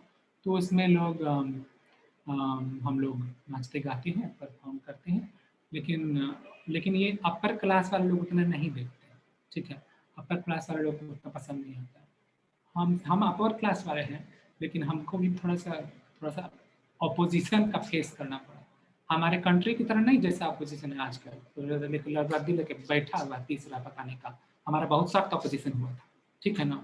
तो उसके बाद फिर जो गप्पा जो फिर क्या है, तो इसमें क्या होता है कि हम लोग सोच रहे थे डिजायर के बारे में, तो ये लोग जो एरोटिक डांस कर रहे हैं, हम लोग जो एरोटिक डांस कर रहे हैं ऐसे ऐसे ऐसे ऐसे, तो किसका डिजायर उससे स्टोक हो रहा है, बताइए ना, किसका डिजायर स्टोक होता है उससे, बताइए, सोचिए सोचिए उसके बारे में थोड़ा सोचिए। तो फिर क्या होता है कि लौंडा नाच में लड़का लोग की लड़की की तरह परफॉर्म करता ही है। क्यों परफॉर्म करता है, क्योंकि जब था लड़की लोग सब भी हमारे घर के अच्छे घर की लड़कियां नहीं जा सकती, लड़कियां जा ही नहीं सकती स्टेज पे, पहले लड़के लोग जाएंगे, ठीक है। कौन से लड़के लोग, अपर कास्ट के लड़के लोग थोड़ी ना जाएंगे, लोअर कास्ट के लड़के लोग जा सकते हैं, ठीक है, तो उन लोग जाएंगे। तो उसके बाद फिर फैन बॉयज, किन्नर, क्वियर बॉडी सब के सब जा सकते हैं। उसके ऊपर किस्सा है, वो हमारा पेपर होगा तो हम बताएंगे उसके बारे में बाद में, बहुत ज़्यादा हम बोल लेंगे तो, ठीक है। तो अभी क्या हो गया कि सैनिटाइज हो गया, जो हम दिखाए ना आपको पिछला फोटो दिखाया रामचंद्रमा जी का, कि विदेशिया फॉर्म ऑफ डांस करते हैं, तो उसने कहा कि बहुत ही अच्छा स्टेज पे होता है डांस वांस, लेकिन कहा कि बहुत सैनिटाइज तरीके से होता है, उसमें उतना सेक्सुअलाइजेशन नहीं होता, ठीक है ना, उतना ज़्यादा उसमें नहीं होता है। तो क्या होता है कि एकदम सैनिटाइज हो जाता है। लेकिन मास लेवल पे जो होता है, जिसमें बंगाल से लड़के लोग आते हैं, बिहार से लड़के लोग आते हैं, और गली गली मोहल्ला मोहल्ला छपरा से लेकर चंपारण तक सब जगह पे लड़का लोग नाचते हैं, तो उसमें जो होता है उसमें पूरा सेक्सुअलाइजेशन होता है, ठीक है। तो लेकिन वो मासेस लोग के लिए होता है, ठीक है। तो फिर अब उसमें क्या होता है कि अगर मान लीजिए हम उस गाँव से निकल गए, उस गली से निकल के, उस गांव से निकल के हम पढ़ लिख लिए, आगे बढ़ के कलेक्टर बन गए, ठीक है, डिस्ट्रिक्ट मजिस्ट्रेट बन गए। खैर आजकल ट्रांस बिल के हिसाब से तो डिस्ट्रिक्ट मजिस्ट्रेट बन गए ना, तो आपके पास खास राइट है कि जो लोग ट्रांस लोग हैं उन लोग आप डिसाइडो कर सकते हैं कि वो लोग ट्रांस है कि नहीं है, ठीक है। तो वैसा भी हो सकता है, सोचने वाली बात है कि अगर, तो फिर अगर हम मान लीजिए डिस्ट्रिक्ट मजिस्ट्रेट बन गए, कुछ बन गए, हम शहरी बन गए, हम कहीं चले गए, पढ़ लिख के अंग्रेजी फट बोलने लगे, I speak good English, then what do I do? Then what do I do? Then I go and watch London match or what? No, then I go to the club. Then I go to the fancy clubs. Then I watch. Then I will lose my nose pin and I'll drop this dress and I'll put on something very sexy but very Western. Okay. And then you will come and watch and then you will pay me tips also. What, Jia? Tik bole na? Then people will pay me tips also. So that is how. Work. Exactly. तो क्या हुआ, तो हम इसके बारे में क्या बात कर रहे हैं, तो एक तरफ है रिडिक्यूल, एक तरफ है डिजायर, ठीक है। एक कॉन्फ्लिक्ट है यहाँ पे कि हम चाहते क्या हैं और हमको सिखाया क्या गया है कि हम क्या चाहें, ठीक है। तो हमको सिखाया क्या गया कि हम क्या चाहें, हम किस तरह की बॉडी को चाहें, हम किस तरह के इंसान को चाहें, हम किस तरह के दिखने वाले इंसान को चाहें, और एक तरफ है हमारा डिजायर। क्योंकि जैसा कि हम बोले, जब जो गप्पा करते हैं और जब हम लौंडा नाच करते हैं तब वो लोग देखते हैं, तब वो लोग देखते हैं, तब वो लोग हमको पसंद करते हैं, लेकिन उसके बाद फिर उनको लगता है कि हमारी बॉडी हमारी नहीं है, हमारी बॉडी उनकी है, वो जो चाहे वो कर सकते हैं, ठीक है। तो ये चीज़ हमारा बहुत गड़बड़ होता है इसमें। तो इसमें क्या होता है कि हम लोग, वो लोग तुच्छ भाव से देखते हैं, they ridicule us with their gaze but they also desire us, they both exist at the same time, there is a conflict happening, there is a conflict happening in what you want and what you are schooled to want. The schooling of our desire. एक school है, खुला हुआ है बड़े दिन से, बहुत समय से चल रहा है। कोलोनाइजेशन शुरू हुआ था, उसके बाद आज भी चल रहा है और आगे भी चलता रहेगा। तो स्कूलिंग ऑफ डिजायर हो रहा है। द जर्नी फ्रॉम मल्टीप्लिसिटी, हम बोले जो गप्पा में इतने सारे रूप हैं, आप चाहे वो जो गप्पा में, ओझा नाच में, लौंडा में, कहीं पे भी इतने सारे रूप आप ले सकते हैं। लेकिन उसके बाद हम लोगों को सिखाया गया डुअलिटी की तरफ जाओ। मर्द औरत को इधर भी देखो, मर्द औरत का जो हो रहा है वही नेचुरल है, उसके अलावा कुछ नेचुरल नहीं है, ठीक है। और उसके बाद वापस हम कहाँ जा रहे हैं बताइए? मल्टीप्लिसिटी के पास ही जा रहे हैं। क्या? LGBTQIA, नया अल्फाबेट सीख रहे हैं। LGBTQIA की डुअलिटी से बढ़िए मल्टीप्लिसिटी की तरफ। तो क्या कि एवरीडे एक्सप्रेशन जो था हमारे देश में, उसको पहले क्रिमिनल कर दिया गया कि आप जो भी कर रहे हैं वो सही नहीं है। और उसके बाद अब कहाँ जा रहे हैं? अब कहाँ जा रहे हैं? LGBTQI के पास तो जा ही रहे हैं। जेंडर कितना सारा वो तो समझ ही रहे हैं, लेकिन क्या जेंडर का समझ हमारे ट्रेडिशनल समझ, फोक समझ के बराबर है? सोचिए, सोचने के लिए खाली पूछ रहे हैं हम, ठीक है।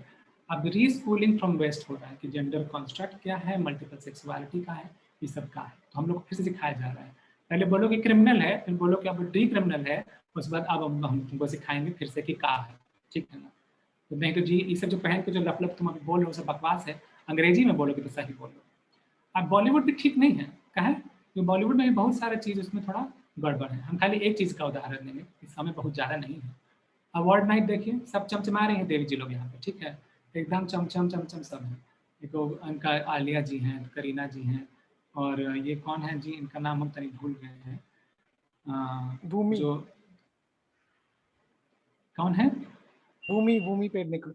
भूमि पेडनेकर जी, बिल्कुल। वो पतला गई है ना, यही लोग को पहचान में नहीं है। वो जो मोटी थी उसने फिल्म में इतना अच्छा वो एक्टिंग की थी, उसके बाद पतला होना पड़ा ना, लेकिन पतला ही उनको लोग को एक्सेप्ट किया जाता है, ठीक है। तो उनका बहुत मोह मोह के धागे वाला है गाना, बड़ा अच्छा था। तो उसके बाद फिर अवार्ड नाइट को देखिए, तो इस अवार्ड नाइट में और उस अवार्ड नाइट में कोनो फर्क नजर आ रहा है आपको? दोनों जगह बराबर ही है, दोनों जगह सब एक जैसे कपड़ा पहन रहे हैं, ठीक है। तो क्या होता है कि ग्लोबलाइजेशन जो हुआ है ना, ग्लोबलाइजेशन से ये सब चीज़ एक जैसा होता जाता है, ठीक है। कल्चर ऑफ होमोजेनाइजेशन हो जाता है। हर जगह पे समान रूप से सब सजना चाहते हैं, समान रूप से सब बोलना चाहते हैं। हम यहाँ से फ्लाइट लेंगे US, तो हमारा एक्सेंट तो बदल जाएगा, हमारा ताव भाव तरीका बदल जाएगा, बोलने का तरीका सब कुछ बदल जाएगा, ठीक है। अब हम नाम नहीं लेंगे, आप लोग खुद सोचिए, ठीक है। अब स्कूलिंग ऑफ डिजायर जो है ये भी इसी का पार्ट है। जो ग्लोबलाइजेशन है उसमें होमोजेनाइजेशन होगा, और आप किसको पसंद कर सकते हैं? जो स्क्रीन पे नजर आए, जिसको ज़्यादा स्क्रीन टाइम मिले, जिसका रंग कुछ खास रंग हो, ठीक है। तो यही चीज़ है, और इसी में हम लोग को कॉन्फ्लिक्ट और डिजायर को समझने का ज़रूरत है कि हमारा कॉन्फ्लिक्ट कहाँ हमको ले जा रहा है, हमारे डिजायर की तरफ, ठीक है। रीओरिएंटिंग द गेज थोड़ा सा हम प्ले किए हैं यहाँ पे, क्योंकि रीओरिएंटलिज्म जो है, ओरिएंटलिज्म हमारी तरफ के बारे में बात करता है। तो हमें अपनी हमारी गेज जो है, जो गेज है आगे बढ़ने से पहले, ग्लोबलाइजेशन ऑफ ड्रैग और रूपॉल के बहन के साथ मिलजुलने से पहले अपना रीओरिएंटिंग थोड़ा करना पड़ेगा हमारे गेज का, और अपना गेज को समझना पड़ेगा। बस हम आपसे, अगर हम ज़्यादा समय ले लिए तो क्षमा चाहते हैं, कुछ अपशब्द बोल दिए हों तो भी क्षमा चाहते हैं, लेकिन आप हमको आशा है आपको पसंद आया होगा। यहीं पे हम स्टॉप शेयर कर रहे हैं। वैभव जी कहाँ हैं? शर्टलेस तो नहीं हो गए हैं आप? Avtari ji, this was such a beautiful session. I think everyone in the audience will agree कि such a beautifully explained complicated thing. At least for me, it was complicated, but very, very beautifully explained. Thank you. I think everyone out there in the audience will agree. Please give it up for Avtari Devi, everyone. All right. So, any questions that the audience would like to ask Avtari Devi? Yeah, I'm Pushpesh Kumar. I want to. I have a question for Avtari. अवतारी जी, मेरा ये प्रश्न होगा कि आप लौंडा identity जो है उसको क्यों अप्रोप्रिएट किया है आपने? I mean it's a kind of very subalternized performance है वो, काफी, और जो हेजेमोनिक ड्रैग कल्चर है उसको ये थोड़ा कंटेस्ट करता है, उसको क्वेश्चन करता है। और जैसा कि आपने अपोजिशनल गेज की बात की है, तो मैं ये आपसे जानना चाहूंगा कि why you have purposefully appropriated Londa identity. What is the reason? And then I'm trying to follow you, and then I've seen that you are also trying to politicize the drag. बिल्कुल बिल्कुल पुष्पित In the sense that you talk about issues, not simply Bollywood numbers and all, but you are also trying to politicize issue, the religious issue, the caste issue, etc., etc. So what makes you to do this? What is the reason? What is your location, or what triggers you to do this? And the second question I would like to ask you, you talked about the ownership of body.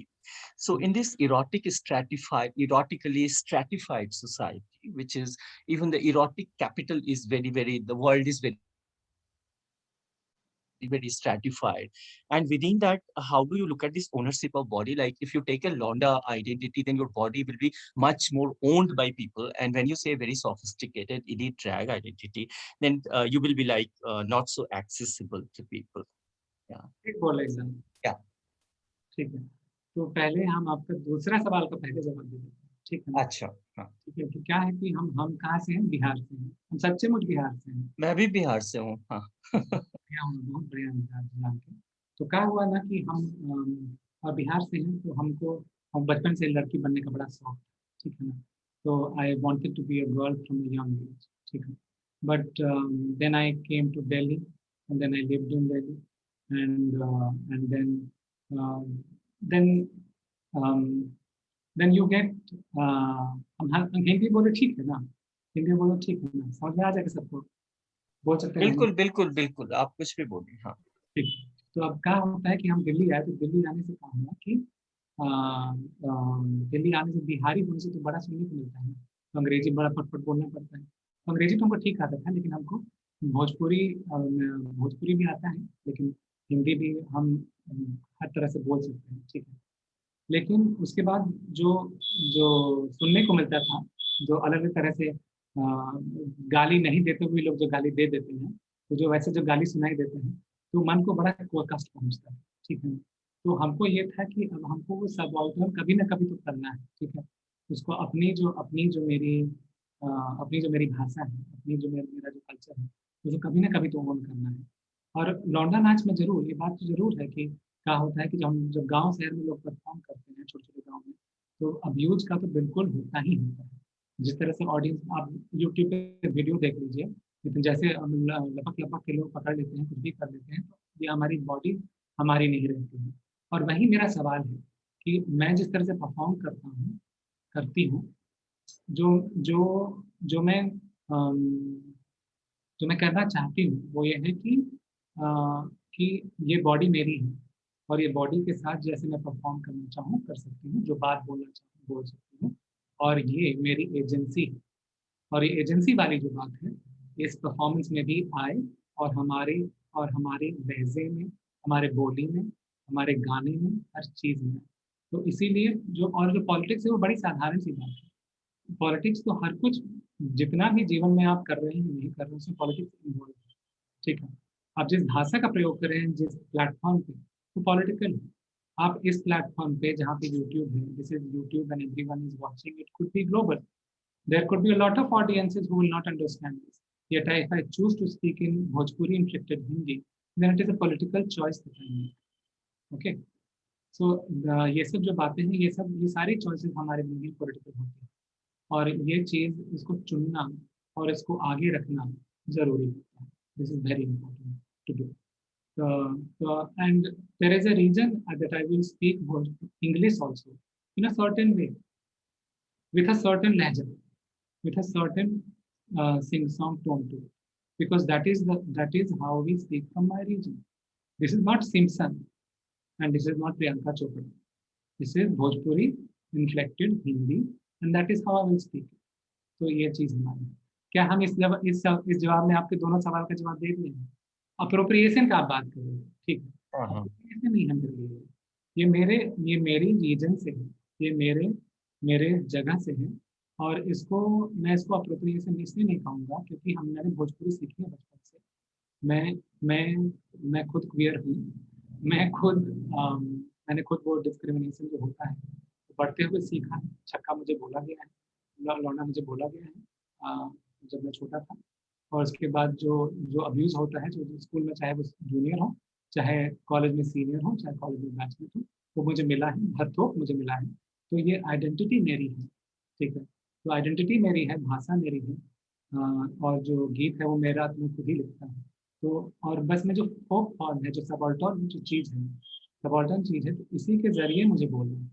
मुझे वो और मैं जैसा मैं gauge की बात की, तो गेज की जो बात है, तो इसीलिए मैं चुन रहा हूँ इस गेज को, क्योंकि मुझे रिवर्स करना है। नहीं तो बड़ा आसान है, बड़ा आसान है कि मैं क्लब में सच समझ के अंग्रेजी में टप टप बोलते हुए अंग्रेजी सॉन्ग पे नाच, कोई फर्क नहीं है। और मैं सोचूं कि मैं भी पहुंच जाऊं इंडियन ड्रैग के उस छोर पे, मतलब कि रूपॉल ड्रैग रेस पे। तो लेकिन वो सब कुछ हो सकता है, लेकिन मुझे वो करना नहीं है, क्योंकि मुझे इसी को वहां ले जाना है। सोचिए कितनी बड़ी बात नहीं है। अगर हम ऐसे भोजपुरी बोलते हुए हैं, भोजपुरी इन्फ्लेक्टेड अंग्रेजी बोलते हुए हम कहीं और चले। Yeah, thank you very much. Thank you, Pushpesh ji. Thank you, Avtari ji. That was beautiful. I think for everyone out there, you would agree this was a mind-blowing session. I thoroughly enjoyed this. बहुत बहुत मजा आ गया अवतारी जी, and I hope that we get to see you perform sometime soon. Avtari ji is based out of Delhi, and please do follow her on Instagram. And yes, we have more speakers to talk about various other topics. But before I get to the next speaker, thank you once again, Avtari ji. It was beautiful to listen to you and your entire topic about the gaze and the desire in the Indian folk art. Thank you. Thank you, thank you, thank you Sucheta ji और श्रुति जी को बहुत बहुत धन्यवाद। आप लोग आए देखने के लिए, बहुत बहुत शुक्रिया उसके लिए। श्रृंखला जी आप भी हैं, पुष्पेश जी बहुत बहुत धन्यवाद, सबको बहुत बहुत धन्यवाद। Thank you. So moving on to our next speaker, we have Hiten Noonwal. Hiten Noonwal is a free bird who learned to fly when the world was busy trying to break its wings. They are a celebrated gender fluid performance artist, drag queen, fashion designer, and a model. Even with the most devastated homophobic experience at their school, they could manage to earn a master's degree in design from National Institute of Design, Ahmedabad. They use their own body as a medium to express themselves through performance art and photography. They have won many awards, including winning Comic Con cosplay, but still they believe that the biggest achievement of their life is accepting themselves as the way they are. Today, Hiten is going to speak to us about drag as a gender performance and a note to performance art. Hiten Nonwal, everyone. Hello, everyone. Hi. Thank you so much for having me here. I want to tell you guys that, every day, every time of our life, we are performing, you know, right now, whatever is happening that, I am speaking, you are listening to me, or maybe you are, whatever you are doing. This is also a performance, but it becomes art when you express yourself with a reason, when you tell a story through the medium of art. So before I say anything more, I would like to share my screen and show you a video. I'm sharing my screen.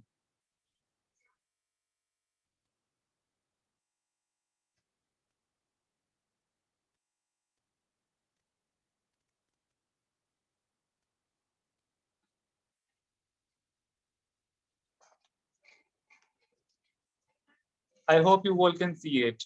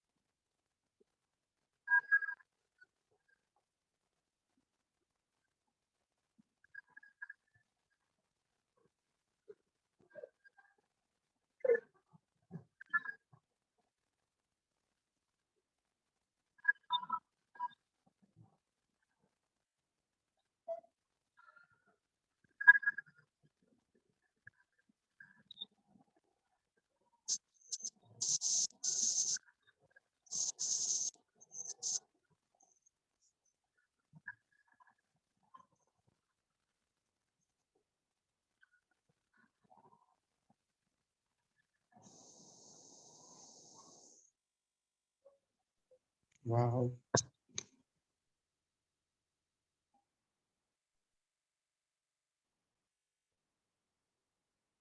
Hi, thank you. Thank you for watching it. Thank you so much.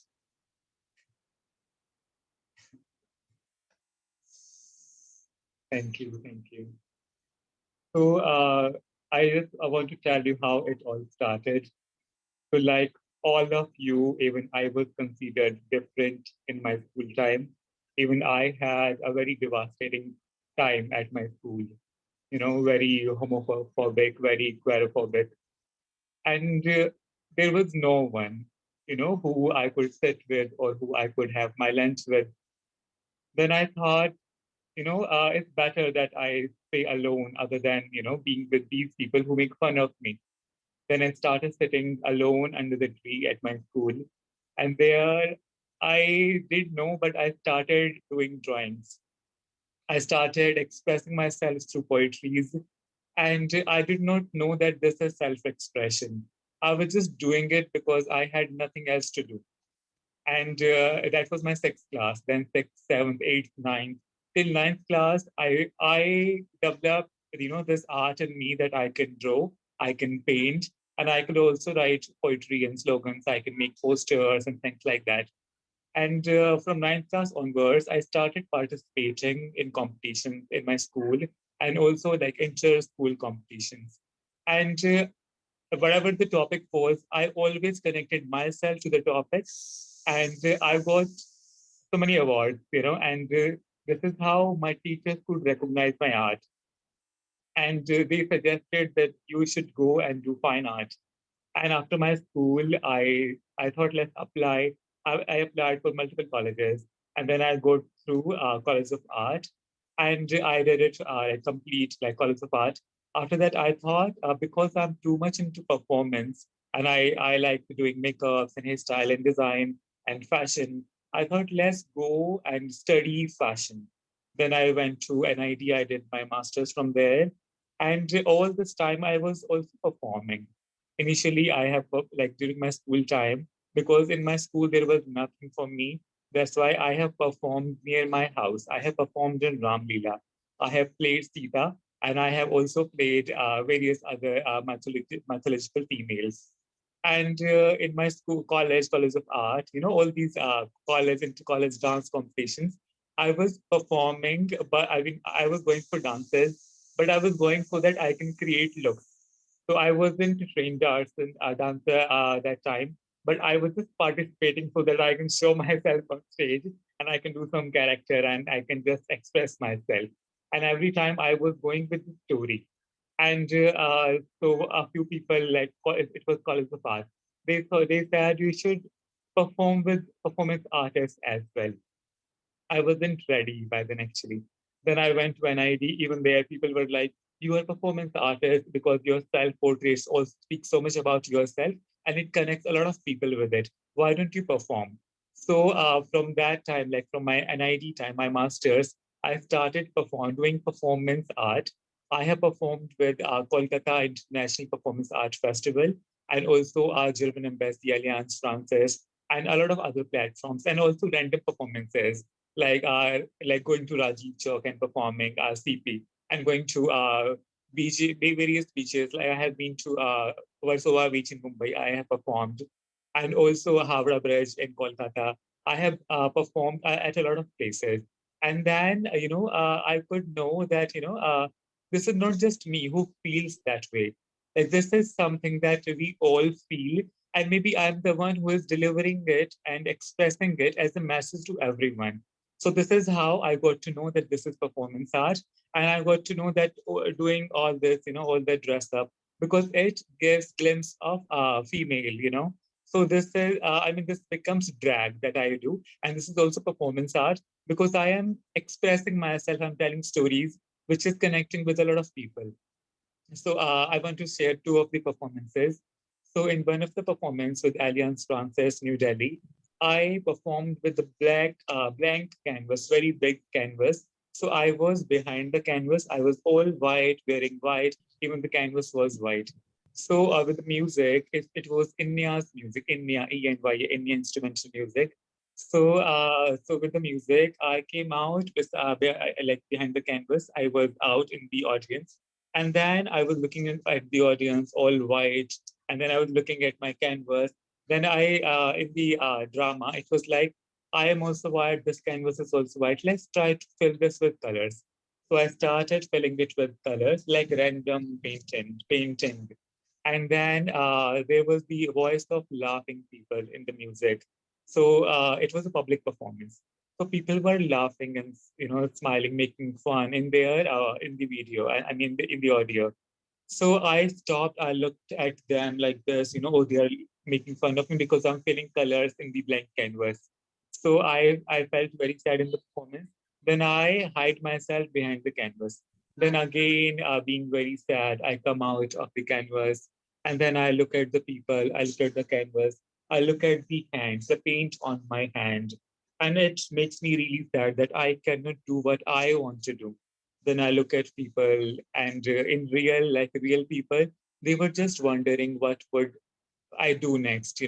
Then I went again to the canvas. I started painting, again with the music, with the flow. And again, there was this sound of laughing people. When I came in front, I looked at everyone. I looked at everyone. I went to them and I was looking at them with very fierce eyes. And then there was paint there in between the audience as well. So I took out the paint. I looked at the audience and I started painting myself. So end of the performance, I was all colorful, and it was such a joy. And I also cried because when you indulge yourself so much to the performance, and when you know that public is very approachable to you. I mean, you can also touch them. They can also touch them in the performance art.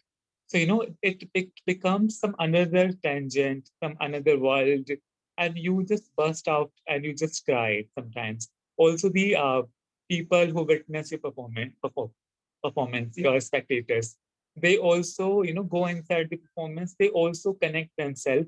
A lot of people start crying or they start laughing. They also give reflect the same gesture and expression as yours. So this was the one performance, and the second performance, oh wow, that's my favorite. That was at the bridge, Havra Bridge, Kolkata, and that was under Kolkata International Performance Art Festival, KPAF. It's called KPAF. Okay. So I performed there. I was all dressed up like a doll, and I had a doll in my hand, dressed up like me. This hey and Ella, this all was before the kitty suits. Okay, so I was all dressed up like that. I had a doll. Then I went to people, random people. I gave them my doll. They were playing with it. Then I also started doing what they were doing to my doll. Then I took my doll, I gave to somebody else, and it was like that only. I was giving the doll to people. They were all happy. And they started dancing with me because I was looking so beautiful. All dressed up with makeup and costumes, wig, headgears. So what I did gradually, I just stopped performing. I stood, I looked at everyone, and I started removing my makeup. I removed my makeup, I removed my headgear. I had feathers in my headgear, like one feather, and then second feather, third feather. I removed all the feathers. I removed my wig. I removed my clothing. I was wearing the trouser only, and I also removed my shoes and everything. I was like almost naked in front of them. I removed my makeup as well with the tissue paper. They all were looking at me, and then I questioned them, "Do you still want to dance with me?" I asked a lot of people, endless people. They didn't say anything. They did not say anything that I want or I don't want. And at that time, I had the mixed emotion, the expectation and the anger, the sadness, also the fears in terms of my eyes.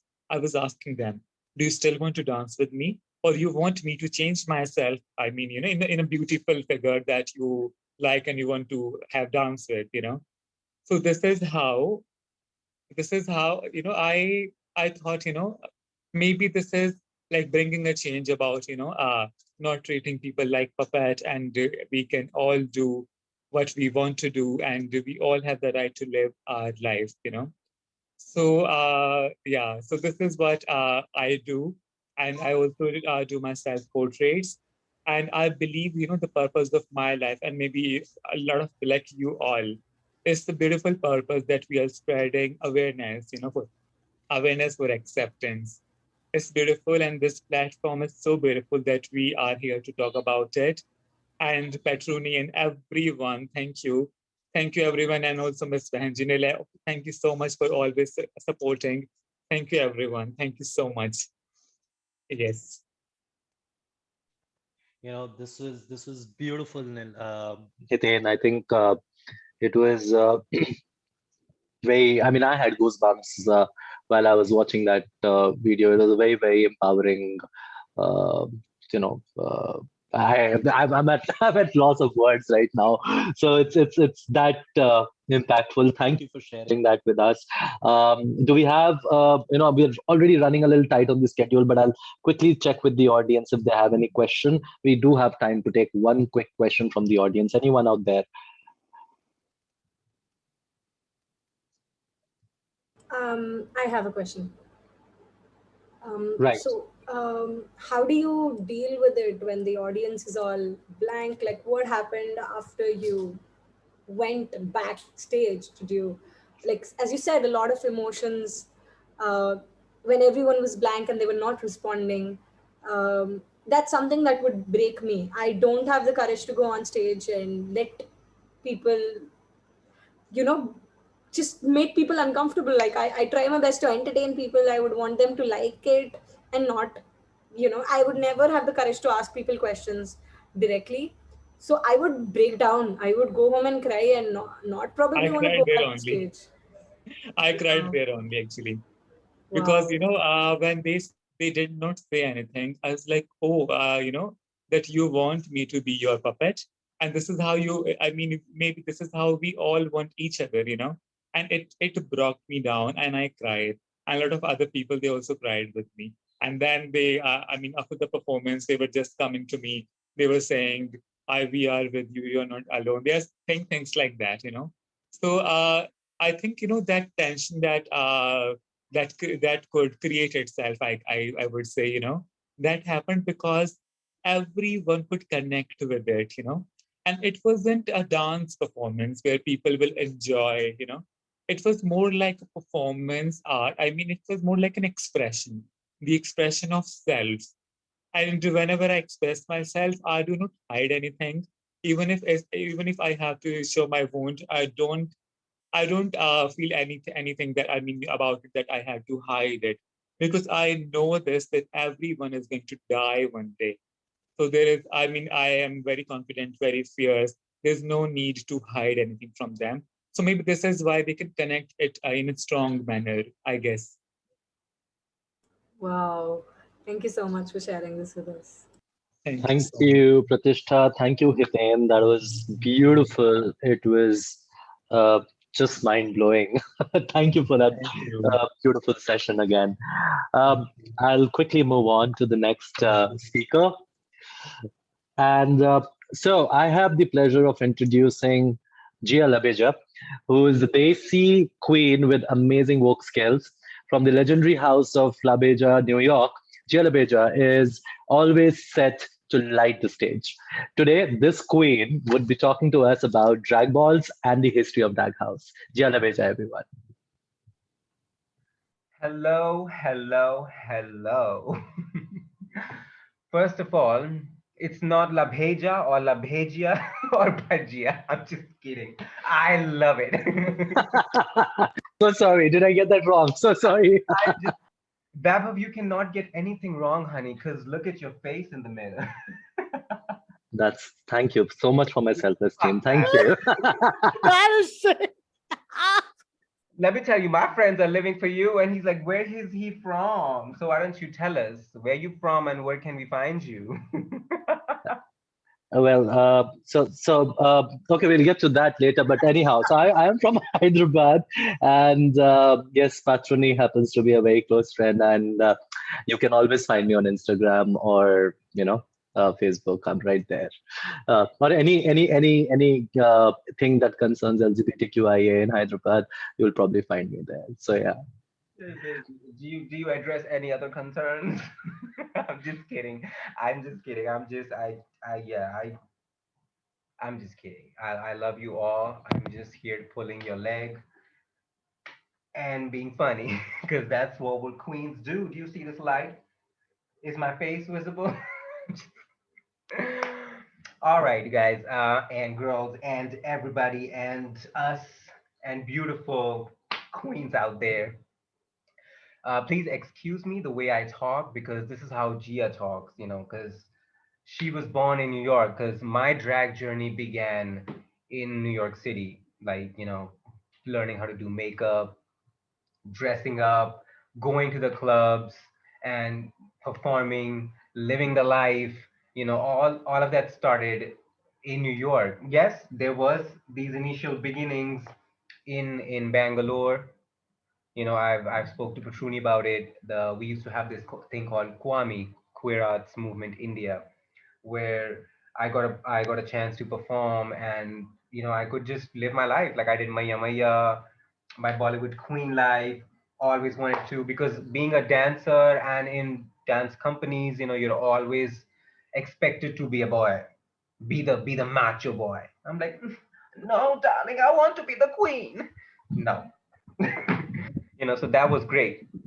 But yes, I'm here to talk about ballroom scene in the New York City, the house culture, and what I think and how I feel that it can solve a lot of uh, issues that we are currently facing as an LGBTQ community in India, and as a lot of queens, before me who talked about it.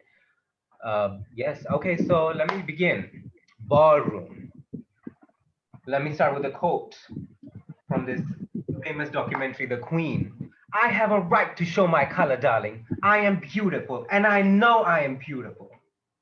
That comes from Crystal LaBeija, the queen who started the ballroom scene in New York City when she was fed up with racism that was happening in the pageant that used to happen in New York City, because it was majorly what's the word? It was majorly dominated by all the white people. They be dominating everything. But yes, she had had it, and she's like, you know what? Let me go ahead and let me start something of my own, and let me give all these people of color, these queer kids, these colored kids, a chance, a platform, a community, a family, a support system, a space to just be themselves, just that. So she threw her first ball, and I think this began in like 70s, like late 60s, early 70s, and that's how it began. It began, there used to be a lot of drag queens and trans women in the ballroom, and slowly, slowly, it started to include other butch queens, other gay men, lesbian, and anybody from the community, like anyone and everyone was included in the ballroom scene. And then there were so many categories because, like how Avtari Devi talked about Lorna Nach, like, bitch, if you can talk in English, have this makeup, you will want to go to the clubs and not go watch Lorna Nach. And that's exactly what ballroom talks about, that whoever you are, whatever you do, whatever you want to present, ballroom is there. Come and do it. So, there are so many categories. There's performance, there's lip sync for dancing, there is voguing, there are look queens, who want to present so many looks, you know, and different categories. When ballroom began, it began to give these colored kids, especially the colored queer kids, and when I say the word queer, I would include the entire LGBTQIA plus LMNOPQRST. Oh my gosh, I'm tired. All of them. Okay, I will include everybody when I say queer kids. But these kids, they never had chance for anything in life compared to the white counterparts. They had absolutely no, they had no opportunities, no proper schooling. They didn't have means to do their own makeup or to get that contoured outfit. But they did not, and that's how it all began. Like, they would sew for themselves, they would help each other. That's how they were houses. So these drag queens, or anybody who had the means, they would house these kids. They would bring them uh, to their houses, and especially these kids who were kicked out of their own houses for being gay. And let me just say this over here, that in America, being black and gay, or being black and being a trans woman, darling, your life is really short. Like, it is really ticking, because every day you wake up and you pray to God that, I hope I get to survive this day. I hope nobody shoots me today. I hope nobody beats the shit out of me today. That's the reality. And you've seen the news. This shit is still going on. People are still getting shot. You know. So Miss Crystal, she wanted this space for everybody, and that's how it all began. And she took so many children under her wings and supported them, and they would walk balls with her, and that's how they started finding themselves. Uh, what was what were their strengths, what they liked, what they could bring to the table, what were their talents, how they wanted to live life. They had the freedom to do it. Nobody told them that no, this is wrong or this is right. But there was support. Okay, bitch, this is good. But you know what? Do a little bit of here or do a little bit of there. Okay, let me put you in a, in this. Okay, let me change this out. Let me stitch it for you or let me help you out. The support system.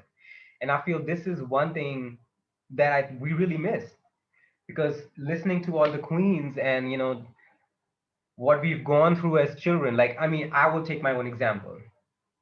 Yes, there were some support, like these performance opportunities that I had, but being here, I never had the support to learn makeup or how to enhance or how to better myself because nobody's born perfect. It's point blank period. Nobody is born perfect.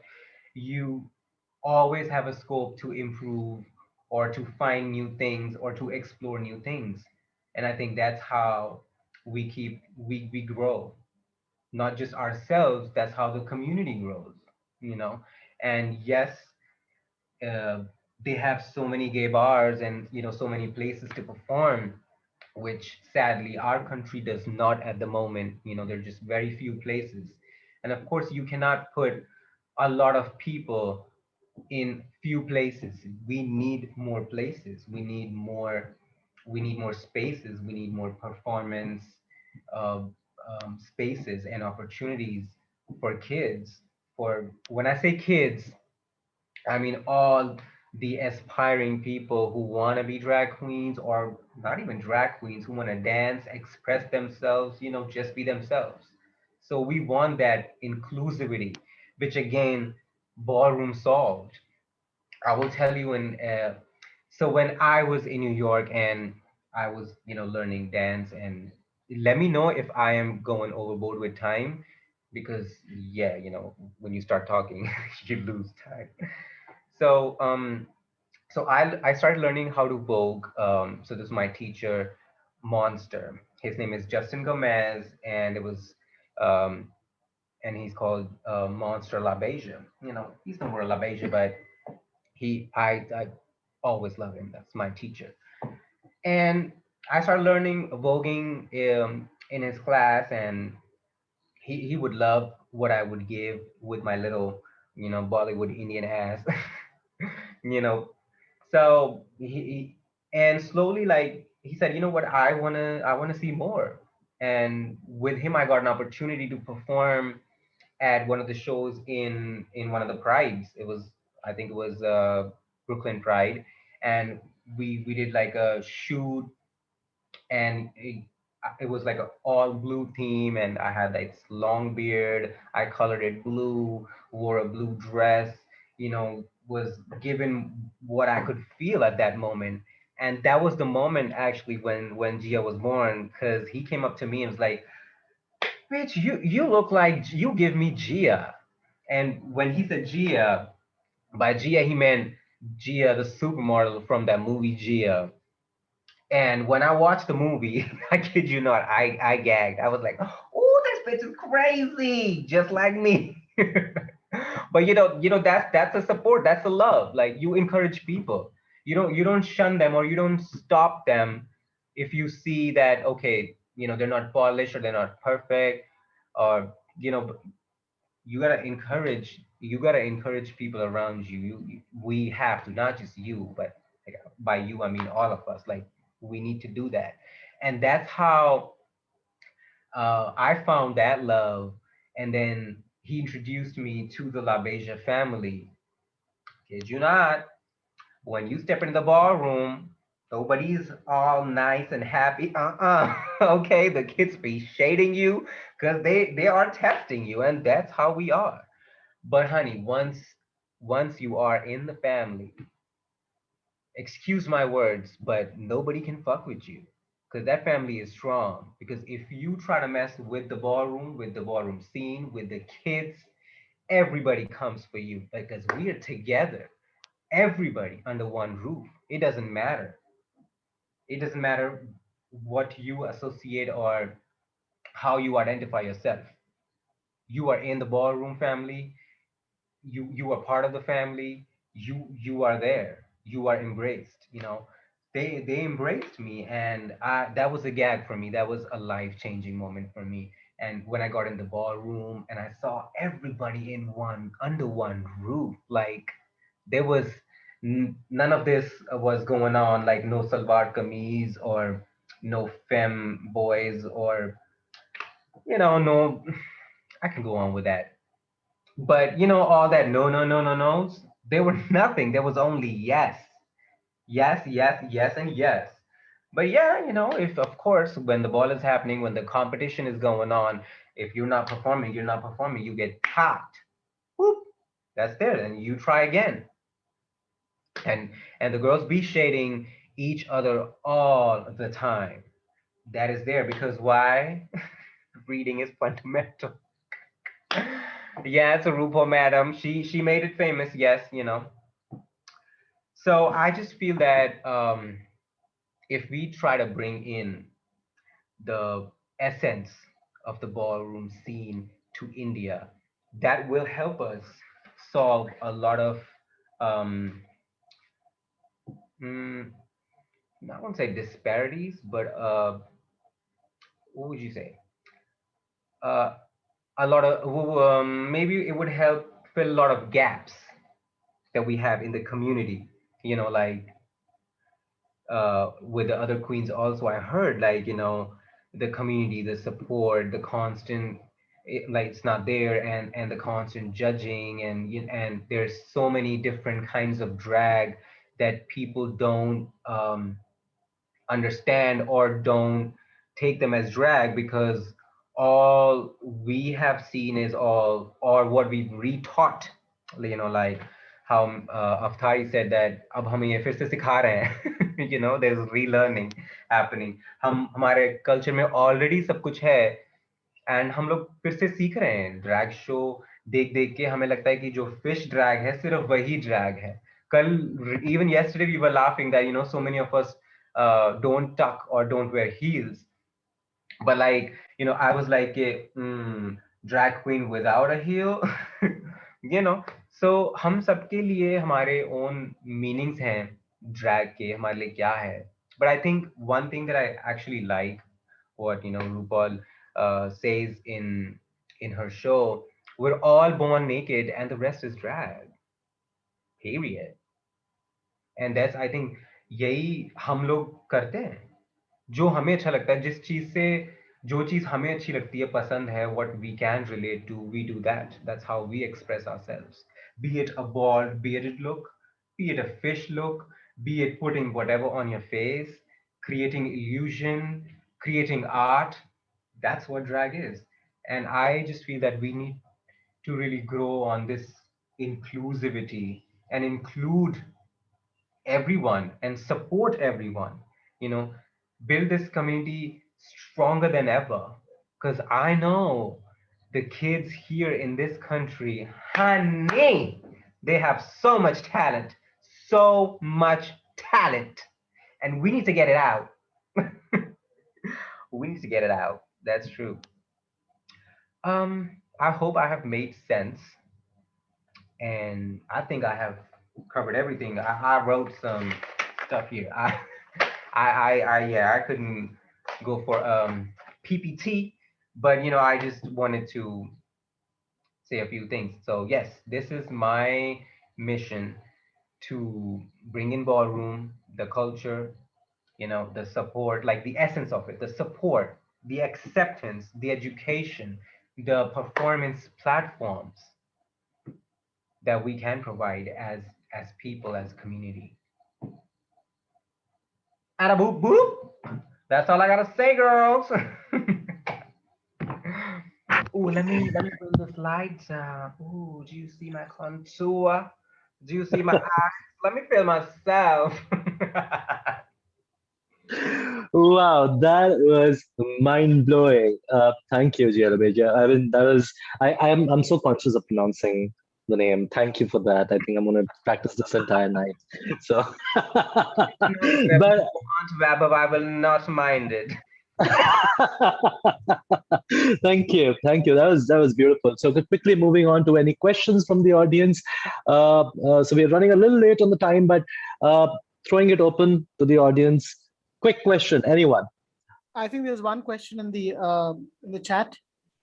To me, this is a really big question. So, but give me, you can just quickly check and see if you can just help us. All with right, that. so I'll read this out for everyone's benefit. So I love how you own your identity while knowing that the collective and family is essential. Something I found quite interesting was what you said about the experiences of queer people of color. I've seen a similar thing here in the US because it does seem completely dominated by the white experience. To me, this difference shows itself in collectivism versus individualism. How do you balance the two?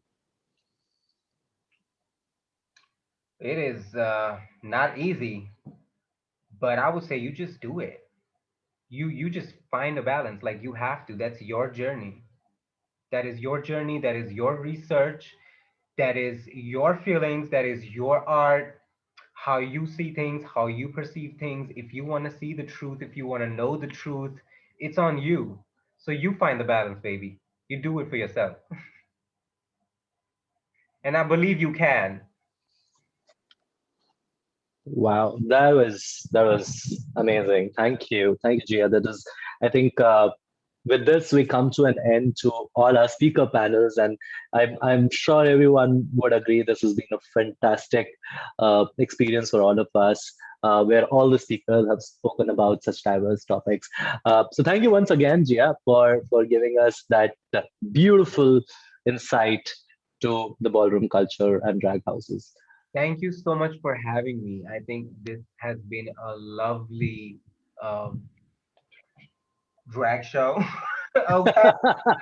and What and a and I lovely. can already see Patroni trying to ping everyone. Okay, wait, everyone, wait. We've got more stuff. We do have panel discussion happening. So, Yes, I would like to thank all of you for curating this amazing conference and creating this space for us to have a conversation, for us to talk about it.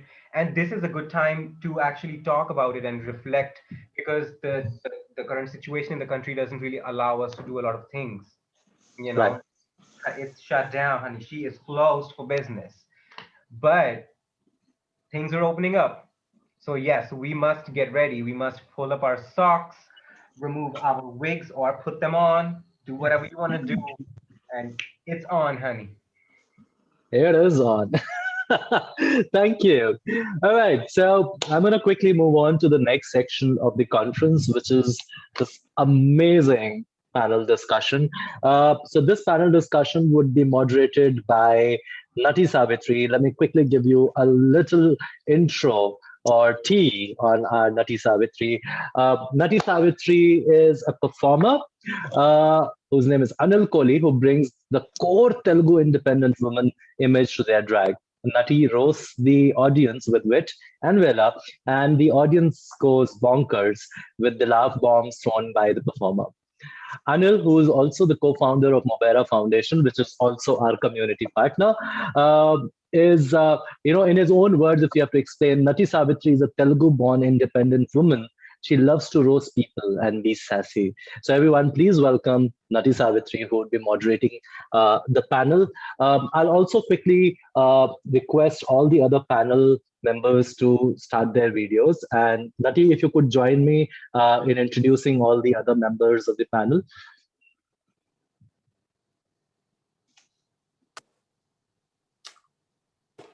Am I audible? Yes. Hi, Nati. How are you doing? I'm great, Wabo. How are you? So far, so good.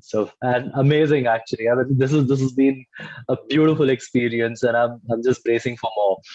Okay, so I'm gonna quickly. Sorry. Go ahead. No. Go ahead. I was just saying, absolutely. It's like a festive season. What we have seen, we have been waiting for since long time, and this is the first time it is happening. So it's like too much excitement, and I'm already nervous of what's going to happen next. All right. So will you just tell the audience quickly who all are on the panel, and we'll go on introducing them one by one, and then let's begin the panel discussion.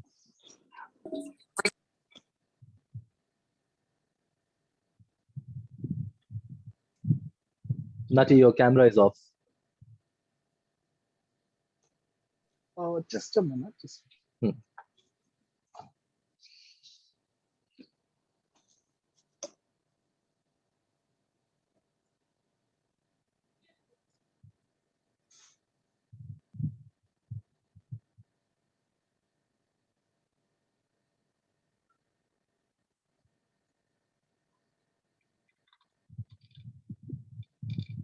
All right, looks like Nati has been having some Let me technical issues. Okay, Yeah, let me just quickly introduce the panel while Nati is coming back. right. So we have wonderful, amazing Kumsin Hasina, who are again the founder of Be Unique, and somebody who has been performing drag for since the time I have started watching them, and I was fortunate to meet them as a part of our a wonderful festival which is happening in Bangalore, and they bring a lot of sense as well as joy when they come ahead and perform. We also have Neon Skyty. If I mess the name, kill me. On Uh, site. Be on site with us. I really love the entire essence which is there on the screen, killing it. So they are the ones who are coming ahead and bringing the aesthetics of drag with all of us. We have Cologne Doll again from Delhi and Hyderabad, and we had opportunity to see Cologne Doll perform, but this is something which is really exciting to come ahead and have a conversation together. And we also have we had Ishabel, but unfortunately they have to drop. So that's why we just had three people over here. So we have Anil. So Anil, you can go ahead and take the panel forward. all right. Thank you so much. I would say Drag Mata for taking this up and introducing the panel where my internet sucked for some time. No wonder. So my first question to the panel would be, what is drag means to you, and how is your journey so far? Anyone from the panel can answer. Okay, I can start. So, Neon, you want to go? I think you're on mute, so we can't hear you. Yeah, I'm stupid. Sorry. Go ahead. Okay. So drag for me is slightly more than an art form. For me, it's not just an art form. It's also how I explore my gender. I explore my feminine side. I explore my femininity through drag. I want to know more about my gender. I don't think I am just a normal man, this homosexual man. I think I am a lot more, and through drag, I explore that. The journey has not been great, I would say, because within the drag community, people will tell me, "Oh, why don't you shave your hands? Why don't you shave your beard while you do drag?" And I'm like, "I don't tell you your lip syncs are horrible. You are a talentless bitch. I don't tell you all of that. You don't tell me to shave my facial Wow. hair." So there is a lot. It's been going on for like 3-4 years that I've been doing drag. Every time I do, so I mostly do Madhuri and Sridevi numbers, and every time they'll be like, "You look more Madhuri if you shave your beard, if you don't have hands on your hair on your hands." And I'm like, I am taking inspiration from Madhuri. I don't want to be Madhuri. I am inspired. I want to move like her. I don't want to be her. And they're like, "No, but drag is you create this persona and you imitate them." And I'm like, people really need to grow up and get with this idea that drag is a lot more than just becoming more feminine in the eyes of the world. It's way more than that. Wow, that's lovely. I would have asked you about having the beard and performing the drag if you haven't mentioned already, but thanks to you that you have answered, and it is a big tight slap on the people who say that you should look feminine if you are a drag queen. We are here to break the stereotypes and the Of boxes. course, and that's what my drag is. My drag is to break stereotypes. I want to tell people that I can be in a beard and rock a sari and rock a skirt. I can have chest hair and still wear a bra and still look good. Just because your idea of femininity is ki nahi, there should be no hair. I'm sorry, I'm not doing it for you. I'm doing it for myself. So you don't Absolutely. tell me. As Pooja Mishra says, you do not tell me what to do. I will do what I like. This Very is my true. drag. Very true. Thank you so much, Kansi. Would love to hear from the panel members too. Yeah, just just a second. I'm sorry. You saw what happened, right? I swear it was stable the whole time till now. I was watching the whole thing, and okay. Anyways, so what drag is to me is a reflection on society amplified and self-expression amplified at the same time, which might seem contrary, but let me explain myself. Also, I'll be referring to my notes because I've been blessed with ADHD. Yeah, so we're a member of society, right? And creativity is limited to the knowledge that we already have. An age-old example that we're given of this is you can't think of another color. You can't imagine another color that exists. So whether we as humans like it or not, we're a reflection of that. Our experiences, our learnings, our trauma, and biochemistry that to a certain degree, we all share and is same. And that comes out in self-expression. So even if you're choosing a niche, you're picking certain aspects of what is already within you that you want to amplify. That is what I feel drag is. And it is such a broad art form that this is the only way I can condense and define it. Yep. Can't agree anymore. Thank you so much. Thank you. Cologne, we're waiting for you. I was just taking some time because I always do. And so, just like everybody, growing up wasn't easy, and I knew that it wasn't like, people who are around me, they are a little different, or maybe I am the one who's different. So it turned out I am the one who was a supermodel, but it's okay. I mean, drag, I never knew what drag is, but then I knew that, Your voice is very low. like, oh, you want me to shout out loud? All right. Okay. It's So, better now. yeah, growing up, I never really knew the word drag, but then I knew that this is something I would love to do. Like, I would love to take on a scarlet red lipstick and just smudge it all over and just feel it. So, but when I got to know what is drag, and there are people doing it, and you know, I could be the model which I always wanted to be, even if it's in my mind or if it's in for a small community. Like, to feel that feeling, that is something which I uh, really, really, really wanted to achieve, really wanted to have. And yeah, drag gave me that, and drag gave me a possibility that, you know what, whatever you have thought in your mind, whatever you have, made up scenarios in your head, that, oh, you are walking down this runway or walking down that thing, or you're performing for that. I mean, that can come true. I mean, I'm not saying it will, but it just might, and the hope that we have that this might this thing might be with, like, for us, and this thing is something which we can achieve. That hope is something which is really important to have. And yeah, I think drag has given me a hope, not a hope, like, it's given me so much hope. I cannot tell how much hope it has given me. It's just given me so much things, Absolutely. Thank you so much, Colin. So we might also have faced a lot of discrimination being part of this minuscule minority. And as a drag artist or a performer, we might have got extra add-on discrimination to the life.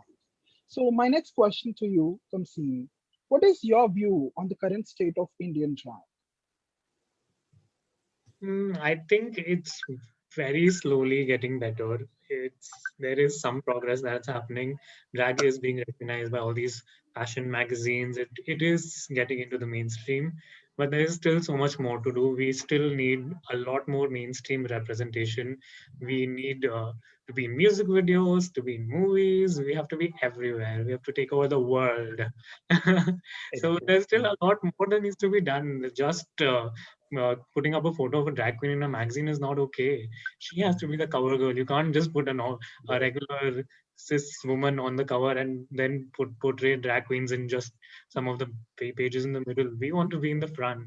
It's time we rule the world. Absolutely. That's so loud. And the world. Sorry. Yeah. So while we talk about homophobic statements and dragophobic statements, we have also seen internalized homophobia and dragphobia. So what do you think, Neon? My question is next to you. Like, do you think Indian drag needs to encourage more different body shapes, different sexualities, different genders to make this as a better space for everyone? Yes, definitely. And I could write a whole thesis about different methods we could use, but drag is self-expression and people do drag for themselves. So I can't force it on anyone. And this is a hugely arguable topic. Whenever I bring it up, people are like, why though? Why should I do that? But a few things that I think that we could incorporate are firstly, and I say this during every drag conversation I have, is our culture. There are aspects of our culture that are much like what is happening today, right? So if we incorporate simple things, even if it is not our niche, like for example, like historical art forms, dances like Londa Nach that we spoke about earlier today, including Kathakali, Yakshagana, all of this stuff, we amalgamated homoerotic Vedic references, cross-dressing cultural or mythological references. That lets people know that they have an internal bias, because these things are not a problem. And what we're doing is kind of the same thing, just modernized. Um, and that makes people question themselves. In addition to that, I think drag has so much potential to cross boundaries and reach people that aren't as privileged as us. And the only way to do that is to keep doing what we're doing. So I can't give you a magical solution to be like, this is how to amplify it further. But just by existing, we're letting people know that that firstly, drag exists. That you can participate in drag too. They see people like us, they think there are people too. This is extremely accessible and it might help me in numerous ways, and at the very least make them feel valid as a person. And these are impacts that it can have beyond drag. And the representation will come with that. Representation will come by, you can't force people into drag, but you can educate them. And that is technically what we're doing right now, whether we want to or not, by being on wonderful platforms like this, by having this conference right now. And another thing is, when you see people that don't have as much of a platform, it goes a long way to make them feel welcome, which I have no complaints about. The drag community has made me feel more welcome than any other community I would identify with. And also to just amplify their voices a little more, give them a little harder push. So yeah, that's how I feel. Absolutely. I mean, we are lucky enough to get these kind of platforms where we are encouraged, irrespective of whatever the shape or the gender or the sexuality we carry with. And thanks to you. And my next question goes to Colon. We are going through hard time in this pandemic, and we won't be able to organize any physical events, or we won't be able to perform anywhere. And we have chosen online as a platform. So do you think digital drag is a boon or a bane? Wow, thank you for that school 14 marks question. I loved it. And I'm going to get at least 10 marks here. So let's go for it. Okay, first of all, I don't think there's any other thing we can do. I mean, that's one thing, because virtually is the only option to perform virtually, and to make fests and meetings virtually is the only option we do. Otherwise, even if there was 0.001% of chance that we can do this physically and get together, then I'm sure, honey, let me tell you, gays would have done it. They would not hold it. 0.11 or one anything related to that also, anything, they would have done it. But whatever the thing is, this is, we have to go forward with it, because I mean, this is a new normal for the time being, or maybe for a really long time, I don't know, because I didn't have a future. Someday I might. But I think it's really important to change with it, or to adapt maybe. So, and I would like to say that just like that, I felt that it might not be so technological, it might not be very virtual, it might go away in for a while, and I would still be on the stage doing something or the other. So, but it didn't happen like that. So you have to adapt. Like I learned a little bit how to do editing and how to do things like that. And uh, Sastri, Miss Benji have been great help. And to get gigs in this kind of pandemic situation is not easy, but virtually is one thing we can do. Not just that, virtually there are better things we can do. If I'll suggest something, then, or if I can talk about something, then, we all have Instagram, we all have Snapchat. I don't, but we all have. So we can, put something like, what, I put something like, I will do this for you for this much pay. Just put it in the bio, and it's like, oh, probably I'll write a song for you for this if you are good at songs, or I'll, something which you can do virtually, something which you are good at. Just, put some money for that. Like, if you can, take some money out of it. If you're good at it, why do it for free? And a lot of people are there to pay for you, like to pay, because people are becoming woke. I'm not saying everybody is, but they are becoming very much woke. They are like getting to know what is happening, and they are trying to do what is right, especially the generation which is coming up. They are trying to do what is right, what is you know uh, not affecting, like they are not making decisions which are radical decisions which are really affecting marginalized societies and marginalized communities. So I think the coming generation is woke, and we are one of the generations. Almost all of us are of those coming up generation. Some of us are not. I'm not going to name them, but whatever, just adapt, and don't the only thing is that don't try to stop something which is far far greater than you, some which is like something, in this case pandemic. It's far greater than you, honey. It will take you with it, and it will thrash you down, and not in the way you like it. Absolutely. Is it weird? Oops. Absolutely. I mean, thank you so much for taking those essay questions and giving me the answers in such a way how that you how all many marks do I get?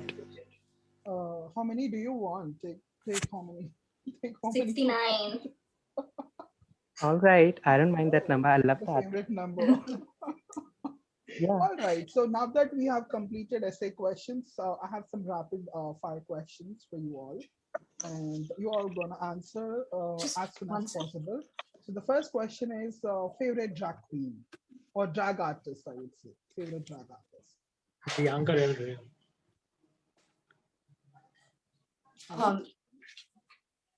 Bianca for life.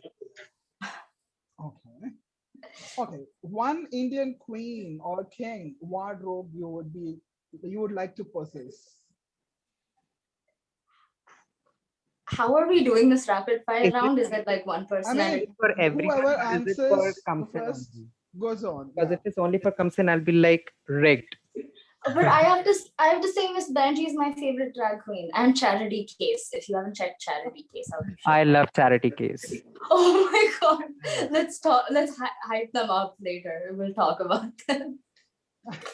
Got So, it. I mean, you all can answer this question. It's not, I'm not restricting one question to anyone. So anyone can answer this question. So one Indian queen or one Indian queen or king or wardrobe you would like to possess. I think Hitane's is very artistic. Hitane would be one I would steal. Oh, good. That's a good one. I love Very that. creative. Hitane lives near my house, so I will reach there faster than you. Just do it. And Just do it. On my way. Just come over, guys. Lock your wardrobe. Great. Thank you, Nima. So next question is one Indian queen or one Indian king you would like to hit on. 17. Please don't tell him. I'm telling. Miss Benji. Oh, We're thank you, already kai-kaiing, Benji. so I get away with this easy. It's planned. It's happening. I would go for Remy Hart. Mm-hmm. From Bangalore, right? Yeah. Yes. All right. So we are at the end of rapid fire, and we have another section. You have to describe. I'll tell one word, and you have to describe it in one sentence or something. And anyone can do that. Okay. What do you think about drag penguins? Please. Yeah, this is please. Bring it on. That's it. That's it. I'm done.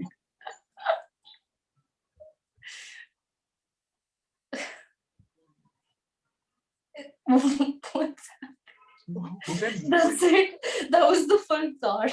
Baby, let me just clarify. I did not hear what you said, Nutty, because I don't know. I couldn't get the voice. But I was just looking like what you all gonna answer. Then I would realize what the question is, and then I would. So, Okay. Am I audible? Yeah. yeah. Is there any problem? Let me just give me 20 seconds. I You're guess audible. You're audible. I have a lot of problems, but we won't discuss that here. Yummy. All right. The word would be drag phobia. What do you think of it? What do you want to say about it? I would say this is a wrong term because they are not scared of it. It's not a phobia. They are just insecure about themselves, and they are just like, what is this? I don't know. They are not scared of anything. What are they scared of? Drag phobia is stupidity. You are living in like 1900s, 1800s. If you still in 2021 have drag phobia, sorry. Just catch up. You're way behind time. It's not even like drag is like modern, right? It's existed since ancient Egypt. So they're just ignorant. Yeah. And when you hear social media followers, what do you think? Purchased. What? When I hear what? They're all bought. Social media followers. Everyone is just buying Social media followers. It's followers. all fake. I am like, girl, where you guys at? Nobody following me. I mean, the icon you all are missing. What you following? Let me do that right now. Great. The last but not least, what do you think about when you hear a word called Jagwanti? A community, a safe space for all of us to get together and celebrate differences, celebrate who each of us are, even though we are very different, but we are all still together. For me, I got to know about this word 1.5 year back when Sastri told me, and I was like, this word, if I would be in probably 10 years back when I was a kid, I'm still a 16-year-old girl, but that's a different case.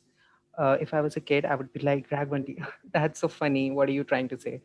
But right now, I understand that it's so important to get Indian terminologies and, Hindi related things. I mean, Hindi because I speak Hindi. Like, obviously, I know different state languages and different way, different phrases they have. I also respect that. But I'm saying to get this kind of thing in mainstream and to get something out there and which a lot of people don't could see that drag vanti, like vanti is something like addition of vanti to drag for me would be funny long time before, but currently I just know that this is important. We have to put it there. The name is, some people might be like, oh, what is this? And we're like, girl, what it is.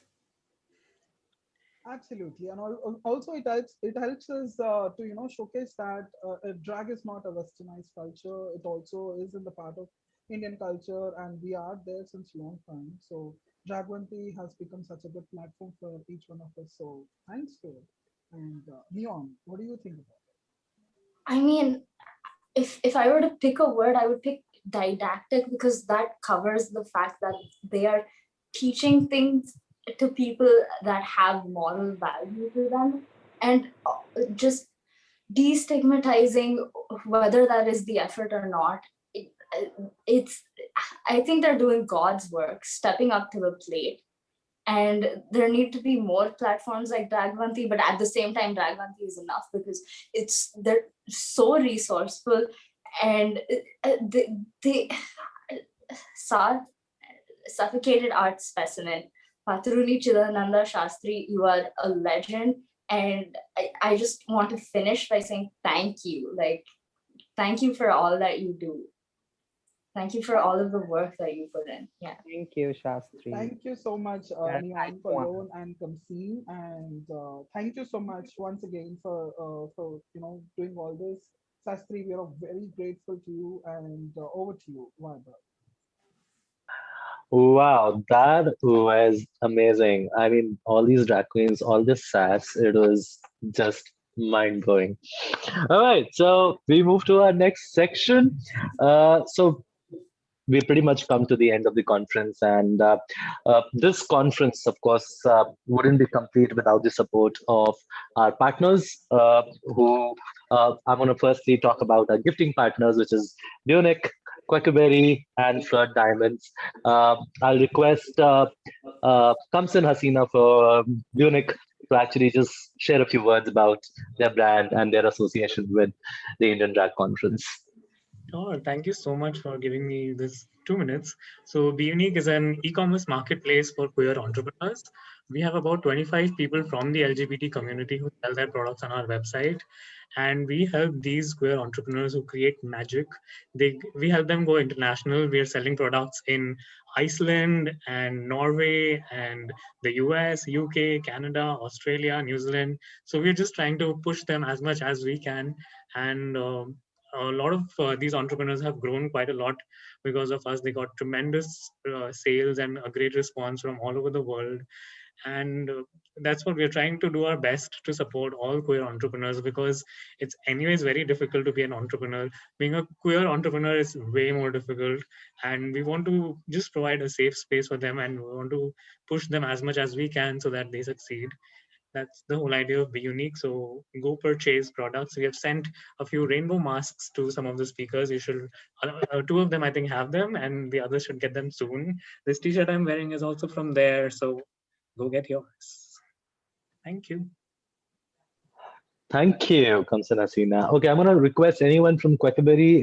Do we have anyone in the audience from Quackerberry? Okay, I think we don't. Do we have Aniket Shah from Flirt Diamonds? We don't have Aniket Shah from Flirt Diamonds. Of course, then we move on to our platform sponsors, which is Blue Raccoon. Blue Raccoon, is Pratishtha around? Yeah, I'm here. Hi, Pratishtha. Please do share a few words about your association with the Indian Drag Conference and what your experience has been, and tell us about the Blue Raccoon workshops. Are you able to see me? मैं video on किया पता नहीं मैं दिख क्यों नहीं रही हूँ मैं दिख रही हूँ क्या Yes, दिख रही हो. Great. Hi everybody, I am Pratishtha. I'm a counseling student and rap artist. So while I'm still learning to counsel people one-on-one, we started mental health workshops, and actually next month we will finish 2 years of our workshops. So basically there's a lot of need for awareness, and there's a lot of wrong information on mental health. So basically we try to conduct workshops with offices, colleges, schools, and just general public to educate them. And I also do some on like QIA plus awareness once in a while with people who are totally like not at all in touch with it. So basically I just also quickly share our Instagram page, and we are right now looking for volunteers who are interested and who care about mental health as a cause and want to participate and be a part of the movement, because very slowly mental health is beginning to pick up and India is starting to take mental health seriously. So yeah, we're just a bunch of young people wanting to make a difference. So please hit us up if you're interested in volunteering with us, or if you know someone who wants to advocate for mental health, create content around mental health. So you can DM us and you can talk. Thank you so much for having me here. It's been a pleasure. Thank you, Pratishtha, and thank you, Blue Raccoon Workshops. We also have to say thank you to our ticketing partners, which is Paytm Insider. Do we have anyone from Paytm Insider in the audience panel? Okay. Then we also have a battery of community partners, which is Mobera Foundation, Firefly Community, Jamshedpur Pride. We have Zig, if I pronounce that name right, Zig Art Festival. I hope I've covered everyone. Patroni, and then of course we have AM to AM. So thank you all of you for joining for the first edition of the Indian Drag Conference. I'm going to hand it over to the convener of the conference. It was an amazing time signing off, and thank you to all of the speakers and panelists who shared light on such beautiful art form called drag in India. Thank you. Thank you so much, Vaibhav, and thank you for taking this entirely on your shoulders and helping me out, and especially going ahead and managing the backstage. Back the technology. I will just take a couple of minutes. I know Sandy is here. I know Anil is here, and if anybody from Fireflies or Jamshedpur Pride with us, if you'd like to share a couple of words, you can quickly go ahead and do that. Nati or Sandy, if you would like to share, please turn on your video. I'll quickly add you to the conversation.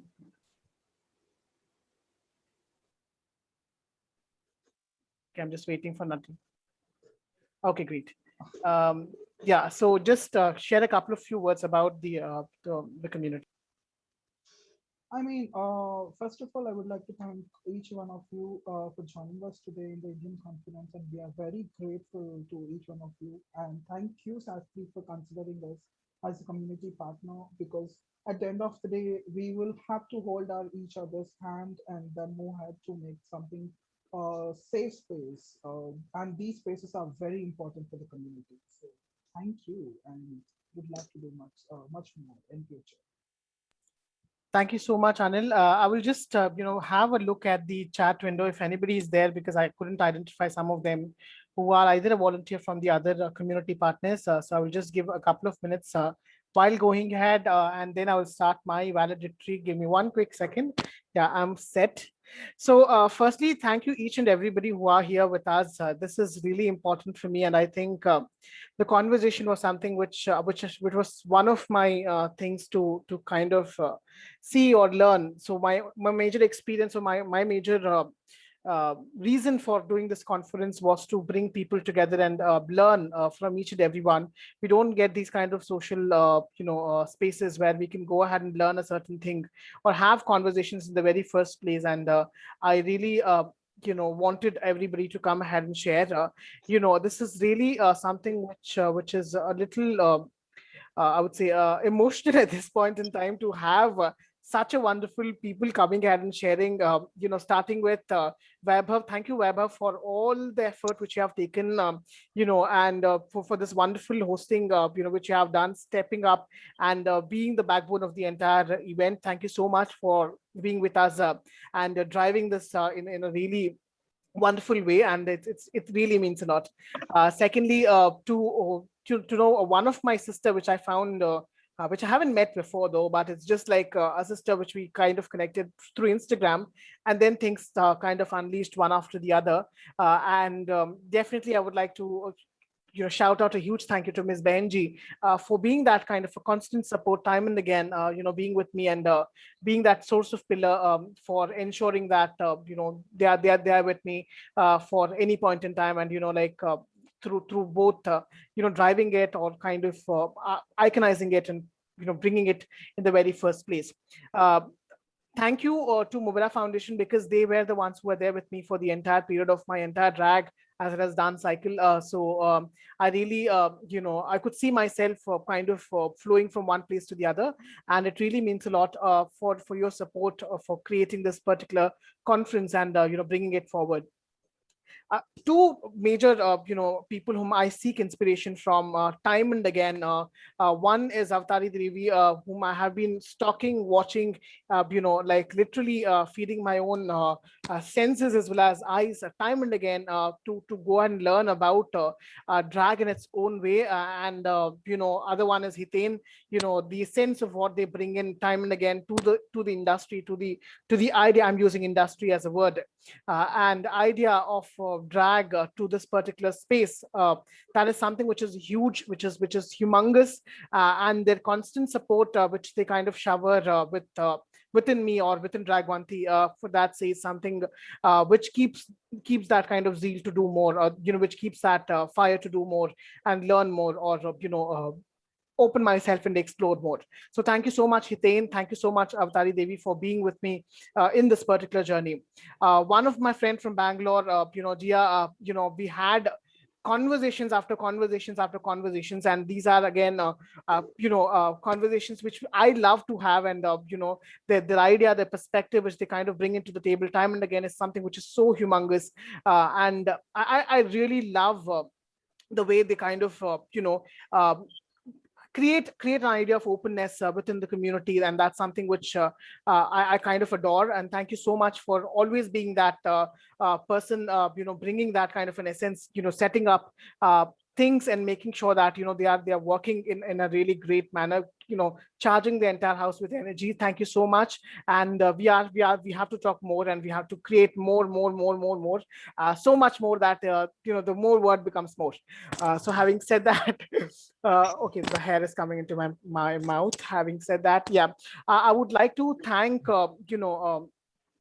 Be Unique, or coming again from Kamsin Hasina. I know Ashish for a while. I have been going ahead. I first saw his drag performance when I was not doing drag in Bangalore, and since then I have been I've been kind of stalking them, and I was being kind of looking onto them time and again. The brand is something which they created, a list of all the drag artists who are there in India in the very first time, and that was something which kind of inspired me to create Dragwanti in the Dragwanti directory with phone numbers, and that is some kind of an idea which they have ideated on in the very first place. So thank you so much, Ashish. It was just one phone call away, to be honest. I just called them, and they are with me. I'm using they as a as a word, as a pronoun over here. So thank you so much, Ashish, for coming ahead and ensuring that you shower your support. And I really love this entire collaboration which worked. And this is the very first time I'm collaborating, and this is something I feel like a family when I'm coming ahead with all of you and sharing the ideas of an expert. Thank you so much for stepping in. Thank you so much for being agreeing to be the part of the panel, and it really means a lot for me. And then I would quickly also go with another fellow queens who are there with me, Cologne. Cologne has been seeing my journey since the day one, and they were the ones who we both have red hairs, but red heads, but still. But still, I think this is really something which they kind of bring in time and again. The ethos is just one call away. Like if we want to do something, it's like we'll just jump in and we'll say, yeah, yes, let's do it. So that is the kind of energy which I get from my sister from Hyderabad, and I really love it. And I really something which I kind of store and keep myself. Thank you so much, Cologne, for all the support time and again. I was introduced to Neon by Ms. Benji, and thank you so much, Ms. Benji, for that. You should definitely get an extra award for that. Neon, we just bumped into a conversation the other day, and the conversation went on into so much of aesthetic information, and yeah, we had a deep conversation about representation of multiple body peoples within drag. And I see this conference was possible as a symbol, because of your existence, because you came ahead and started sharing the information which we all really require to listen. So I think thank you so much for agreeing to it. Thank you so much for being with us. Thank you so much for bringing that information, and thank you so much for constantly going ahead and supporting us time and again. It was really wonderful to connect with you, and it was really wonderful to have you, and it was really wonderful to listen to you. And I really loved this particular experience, and definitely we have a lot of things which we need to sit and discuss and bring something out time and again. Thank you so much. Also, I'm just kind of scrolling. One one of the other performer or speaker who were with us was Queen Malika, and Queen Malika was somebody whom I again was watching them, and I haven't met them before, but this was just a collaboration which happened, and then we went ahead and we spoke with each other, and the conversation went on a really wonderful way. And again, when for this conference, when I just reached out to her, it was just one text away. Like I just send the text and immediately I get a response that I want to be a part of it. And their sense, their inputs which they bought for the globalization of drag was something which was really important, showing us the map of how many people are there in the entire world who are performing Desi drag. So that is something which was really wonderful. Thank you so much. I'm putting it on the note. Thank you so much. Queen Malika, for coming ahead and sharing that information, sharing that ethos, sharing that warmth from the place you are. And thank you so much for bringing that time and again, and ensuring that this is something which is happening in a really far more better way. Now, coming back to one of the partner who has actually enabled to make this entire thing happen, and they were the ones who were actually looking up for the screens and kind of adjusting at any one or the other point in time. Thank you so much, Pratishtha. It really means a lot for bringing that support system, and it was something like I was not running with any kind of my head at this point in time. I was really relaxed and enjoying the conversation, and I know that it takes a lot on the other side, because you were the one who were managing everything. So thank you so much for ensuring and making me technically able for this particular conference. It really means a lot, really means a huge thing for me, and thank you so much for being with me and ensuring this was happening. All the partners who weren't able to come ahead, and I would also like to quietly point out Kuchi Berry was again one of the partners whom we kind of reached out at the very last moment, and without any kind of ado, within the next few seconds we got somebody who they came on us and they said, like, okay, we would love to be involved in this. We would love to come ahead and do something which would really help for the purpose of it. And I think that was really important. Thank you so much, Kuchi Berry, and thank you so much, Varun, for bringing that warmth which we all need at this point in time. And thank you for opening or creating that particular space so that we can approach time and again. Flood Diamonds, again, a friend of mine. I don't want to praise this person too much, but still I have to praise it because he's a partner. Having said that, they are really a wonderful friend of mine, and I really, kind of a support system again. Just like he is an invisible support system. They don't. If I'm doing this, they are the ones who are kind of enabling me to do this. So they kind of source everything for me, and they kind of help me in one or the other ways, time and again. So thank you so much, Aniket Shah, aka Flood Diamonds. Because the diamonds are really flirtish. So you can definitely go and check their information, which I don't want to give it in this or waste one more minute on talking about it. So thank you so much, Aniket Shah, for going ahead and bringing it. That's my shade. I can't help it. It's love for me, which I kind of put it across. So thank you so much. We have a wonderful audience who have come up and bought their own energies, and I think some of the audience who are academians, people who are coming from multiple spaces, who have been researching on queer studies and researching on drag, researching on multiple systems, and we have people joining from different spaces as well. That really means a lot. Thank you so much for sticking with us and believing in us. And I hope this information was something which we could go ahead and kind of radiate time and again. And we are looking for bringing more and more kind of such discussions as and when we go further. A quick mention of Jamshedpur Pride, as well as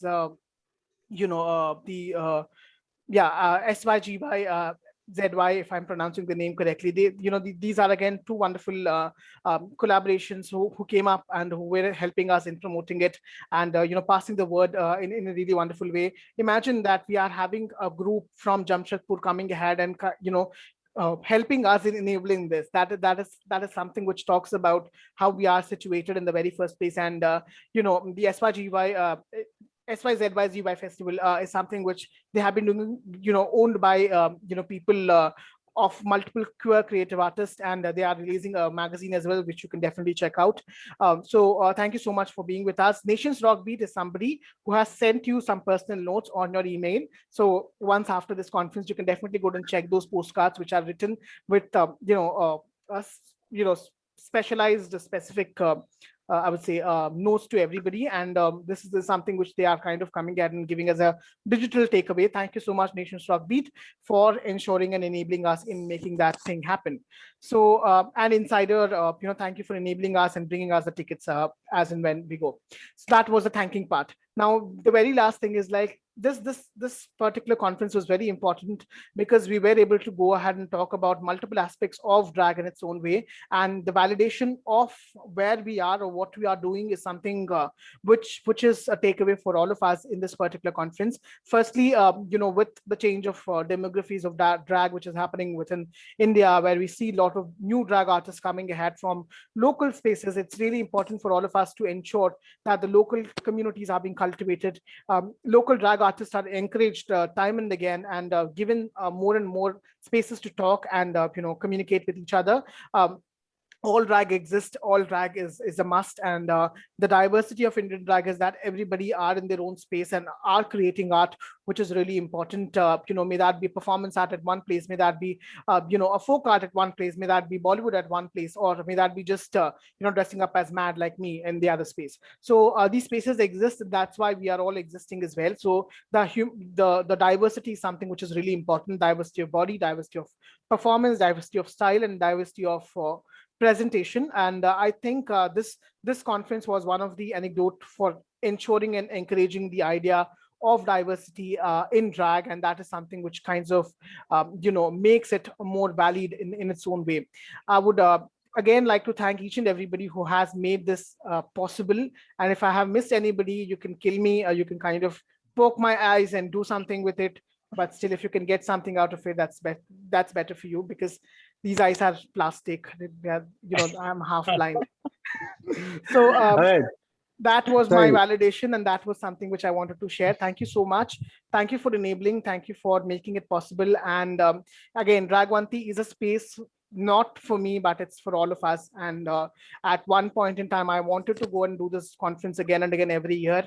But every year, there would be one more convener, one different convener who will come ahead and set up their own lineup of speakers who can come ahead and talk. So it's like, it's a chain of reaction which I wanted to create and share with people. So always encourage everybody to come ahead and take Dragwanti. It's a whore. You can go ahead and use it as in how you want, and ensure that we produce this information. We go ahead and have this conversation, and at least 10 or 15 people getting enabled with drag or understanding what's the aesthetic of drag in India.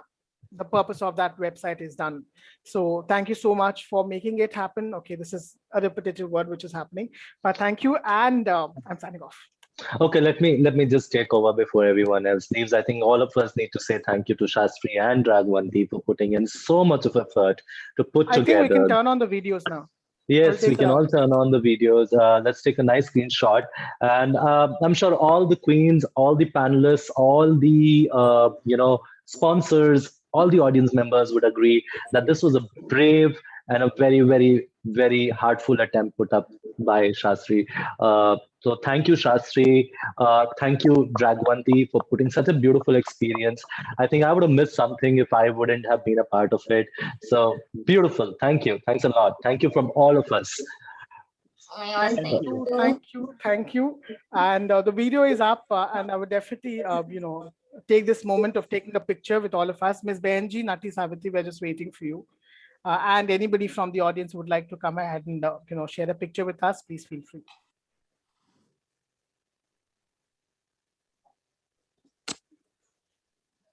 And one more thing which I was kind of observing is, since the start of the conference till the end of the conference, there was a stagnant number of audience which was there, which was like, which I haven't seen before. It's like a stagnant base of audience who were actually watching and listening to all the conversations. This was the first conference. But that's true. That you had a steady flow of this thing. But that's amazing that in spite of being the first conference, people were like sticking around and hearing to the entire thing. I think the speakers had some fantastic insight to the entire story of drag and the evolution of drag as an art form. So yeah, no wonder. I'm just next waiting year for in Ms. a Benj. next year in a physical space. This should happen like a three-day festival. What does everyone have to say to that? Hell yes. Yes, please. Yes, yes. Well, Vaibhav, now you have said something related to physical space. Let me just put this down that I have been looking at this whole life fest thing, and I have been seeing a lot of people hitting on you. Okay, I've been seeing that, and that's happening a lot.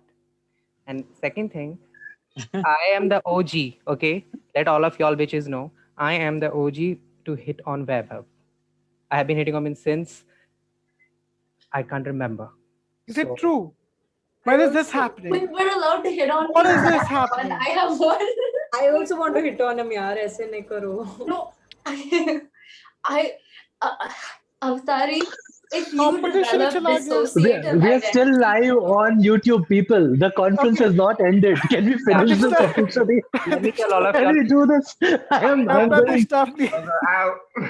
And I Can am we start recording? of myself. Let's take a picture in 3, 2. Miss Benji, we're and just waiting for end. Miss Benji. Oh, Where's Miss Benji? Oh, I already okay. posed. Let's stop the recording and stop the live also. Thank you, Yeah, please. stop the live. Yeah, stop the live. ठीक है. Bye बोल दो एक बार सब. Bye.